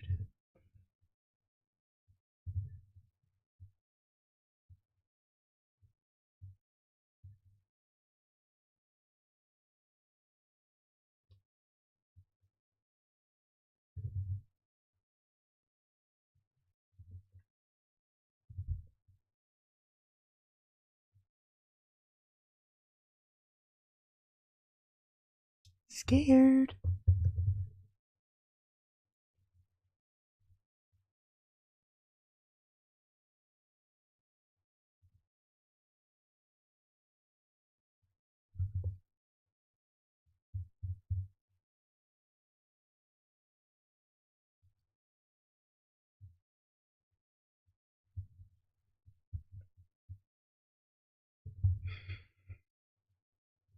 Yeah, and the DSIs were so cool. It was a nice breath of fresh air, so to speak.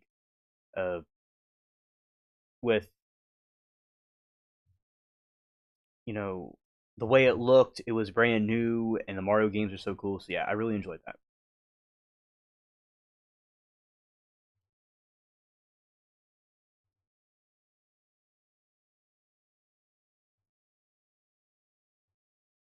Yeah, so I remember those. That was a cool device. I remember playing on there with the Super Mario.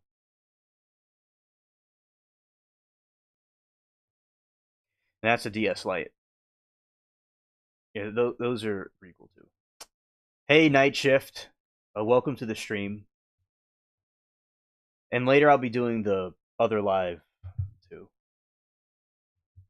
Yeah, so we're looking at technology right now. Hope you've been doing. Oh, Night Shift. We are, and by the way, glad to see you here, my friend. We were talking about some trials and a little bit earlier, but mostly some about the stream and the different things we've been doing, and we've been talking about aliens and New Zealand, and now we're talking about different types of vintage like 2000s tech. So glad to have you here. Last night my stream got over 1,000 views on my phone live. That broke a record.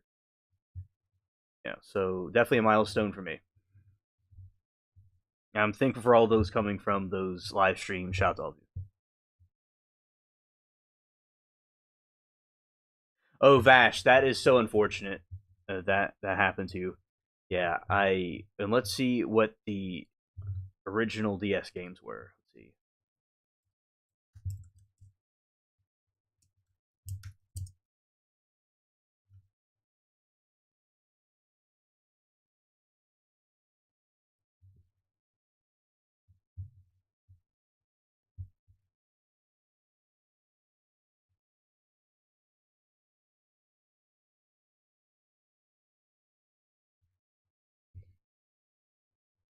Original DS games encompass the diverse library of classics ranging from massive RPG adventures like Pokemon to unique touchscreen.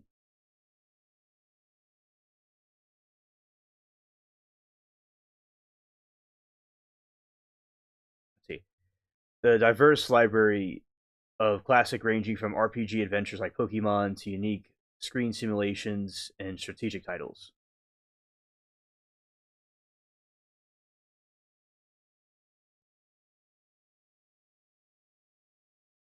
Oh, thank you, bro.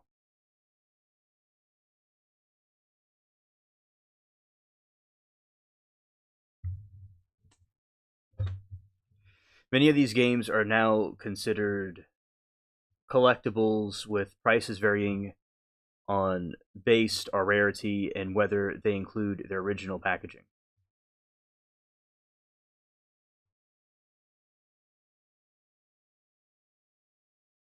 Oh, that's awesome. That's awesome.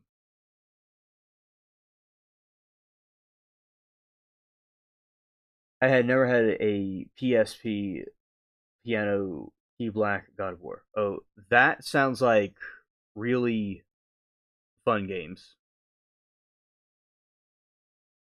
Indeed. I I like that. The God of War is a good one, and Piano Key. Yeah, my I play the PSP, and it seemed very dimensional, multi-dimensional. The DS, I liked the DS, but it was more like kind of like a box. But the PSP was very, as I said, uh, you could navigate the game a little bit more leverage to it, which I think was a very cool concept.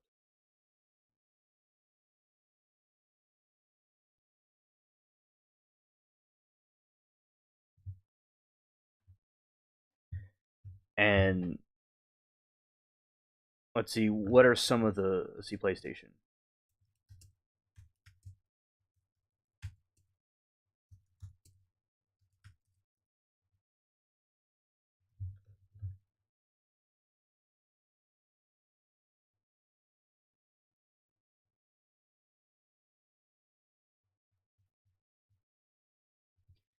Okay, the essential strategy and simulation. So Final Fantasy Tactics of War and Lions, Valkyrie, Valkyria Chronicles 2, Metal Gear Solid Peace Walker, God of War, Ghosts of Sparta, Chains of Olympus, GTA, Liberty Stores. Oh, by the way, there's a on the GameCube. You could play GameCube stuff on a Wii, and I played Pikmin. My friend let me the Pikmin game, and I played that. That was really cool.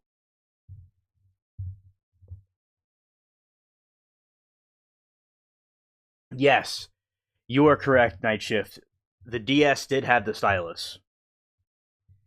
You know, rather than like a Metal Gear Solid Facts. Uh, yeah, the stylus was really cool. You just slip it out and you just start touching on the screen. So that was a cool thing it had. You're right.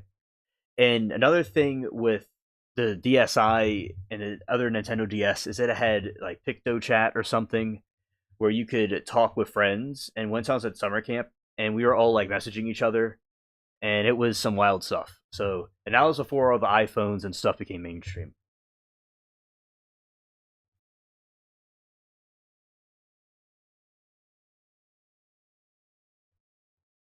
Persona 3 Portable, a 100+ hour RPG that introduces female protagonist options and streamlined social link mechanics, making it more accessible for portable play than original PS2 versions.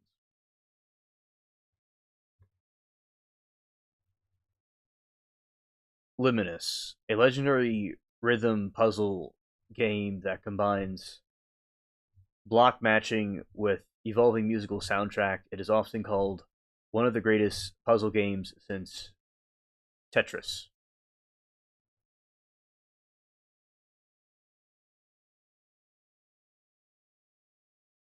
The Hilton Family, a non-retail simulation game created for employee training, it is one of the rarest, most expensive PSP items with complete inbox CIB copies, sometimes valued over 1,600.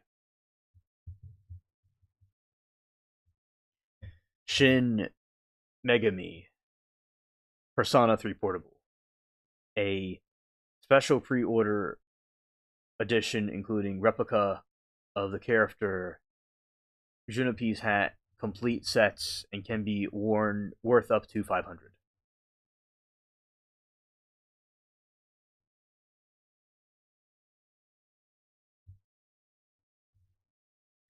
Ghost in a Shell, alone complex, while standard releases exist, certain ultra rare variations are pristine copies are listed by specialty collectors for significantly higher prices.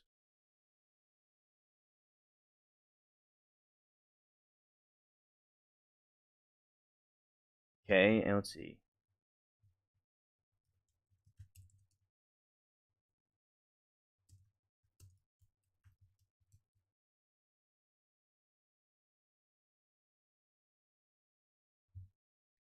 All right, Directal Pad. D-pad used for navigating menus are changing weapons, items, and games. Analog stick. Located in the bottom left. This controls your character's movement. Unlike modern controllers, it doesn't click down. And the face buttons is cross, usually accept or jump. Square, often used for light attacks or interacting with objects. Triangle, often opens the main menu or performs heavy attacks. Shoulder buttons L and R, these are vital in shooter. R usually fires your weapon. In RPGs, they often rotate the camera.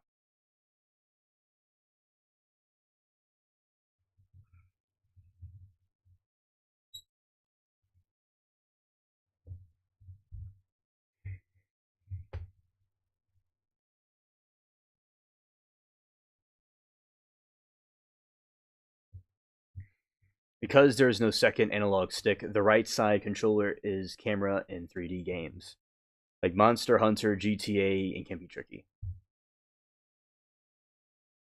The D-pad camera, many of the games mapped the cameras like the D-pad players invented the claw technique, using their left index finger to move the camera on the D-pad, while their left thumb moved the analog thumb. Alright, face button camera. Some games, like Star Wars Battlefront, use triangle, circle, and X and square buttons to look around, similar to how WASD worked on PC. L trigger reset. In games like Legend of Heroes, tapping L button usually snaps the camera behind your character back instantly.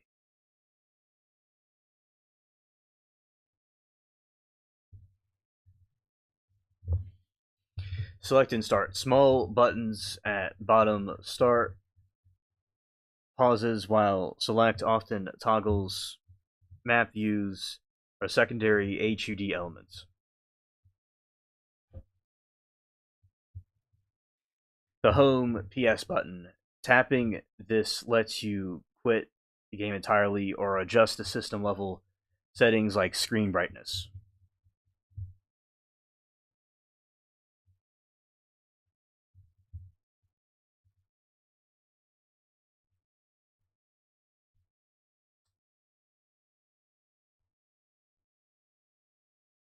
Are you playing the? Let's see. So that is some interesting facts about the PlayStation, the PSP rather, PlayStation Portable. Let's see.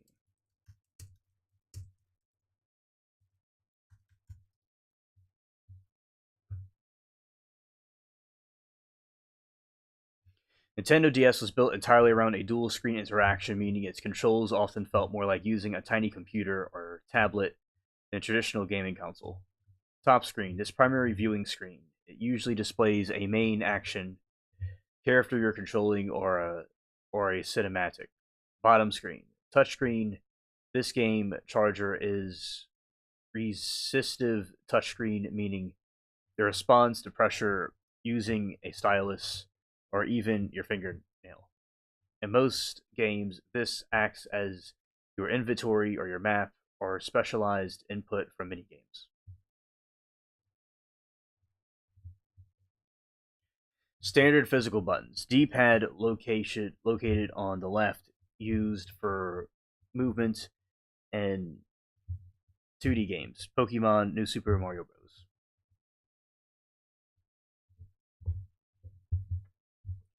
And A, B, X, Y buttons. On the right, having our face buttons instead of Game Boys 2 allowed for more complex actions like running, jumping, and attacking simultaneously.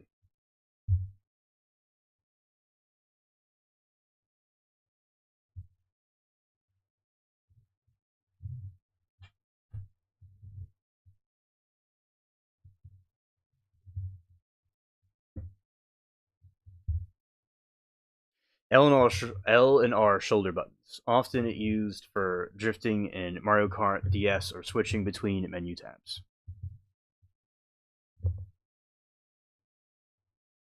Right. Okay, this is a stylus touch control.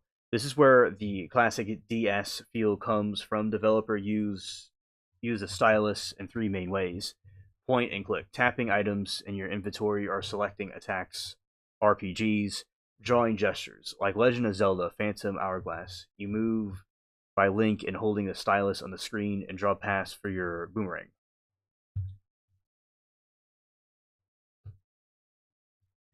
Virtual joystick in 3D games, Metroid Pyramid Hunters.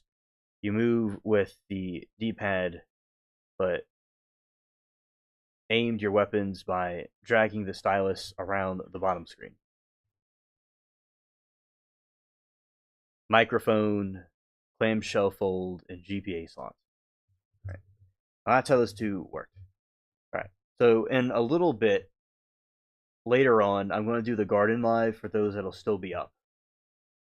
And this stream is now complete. Thank you all for hanging out and chilling with me. I'll see you all later on the garden. Or if not, see you tomorrow. Peace.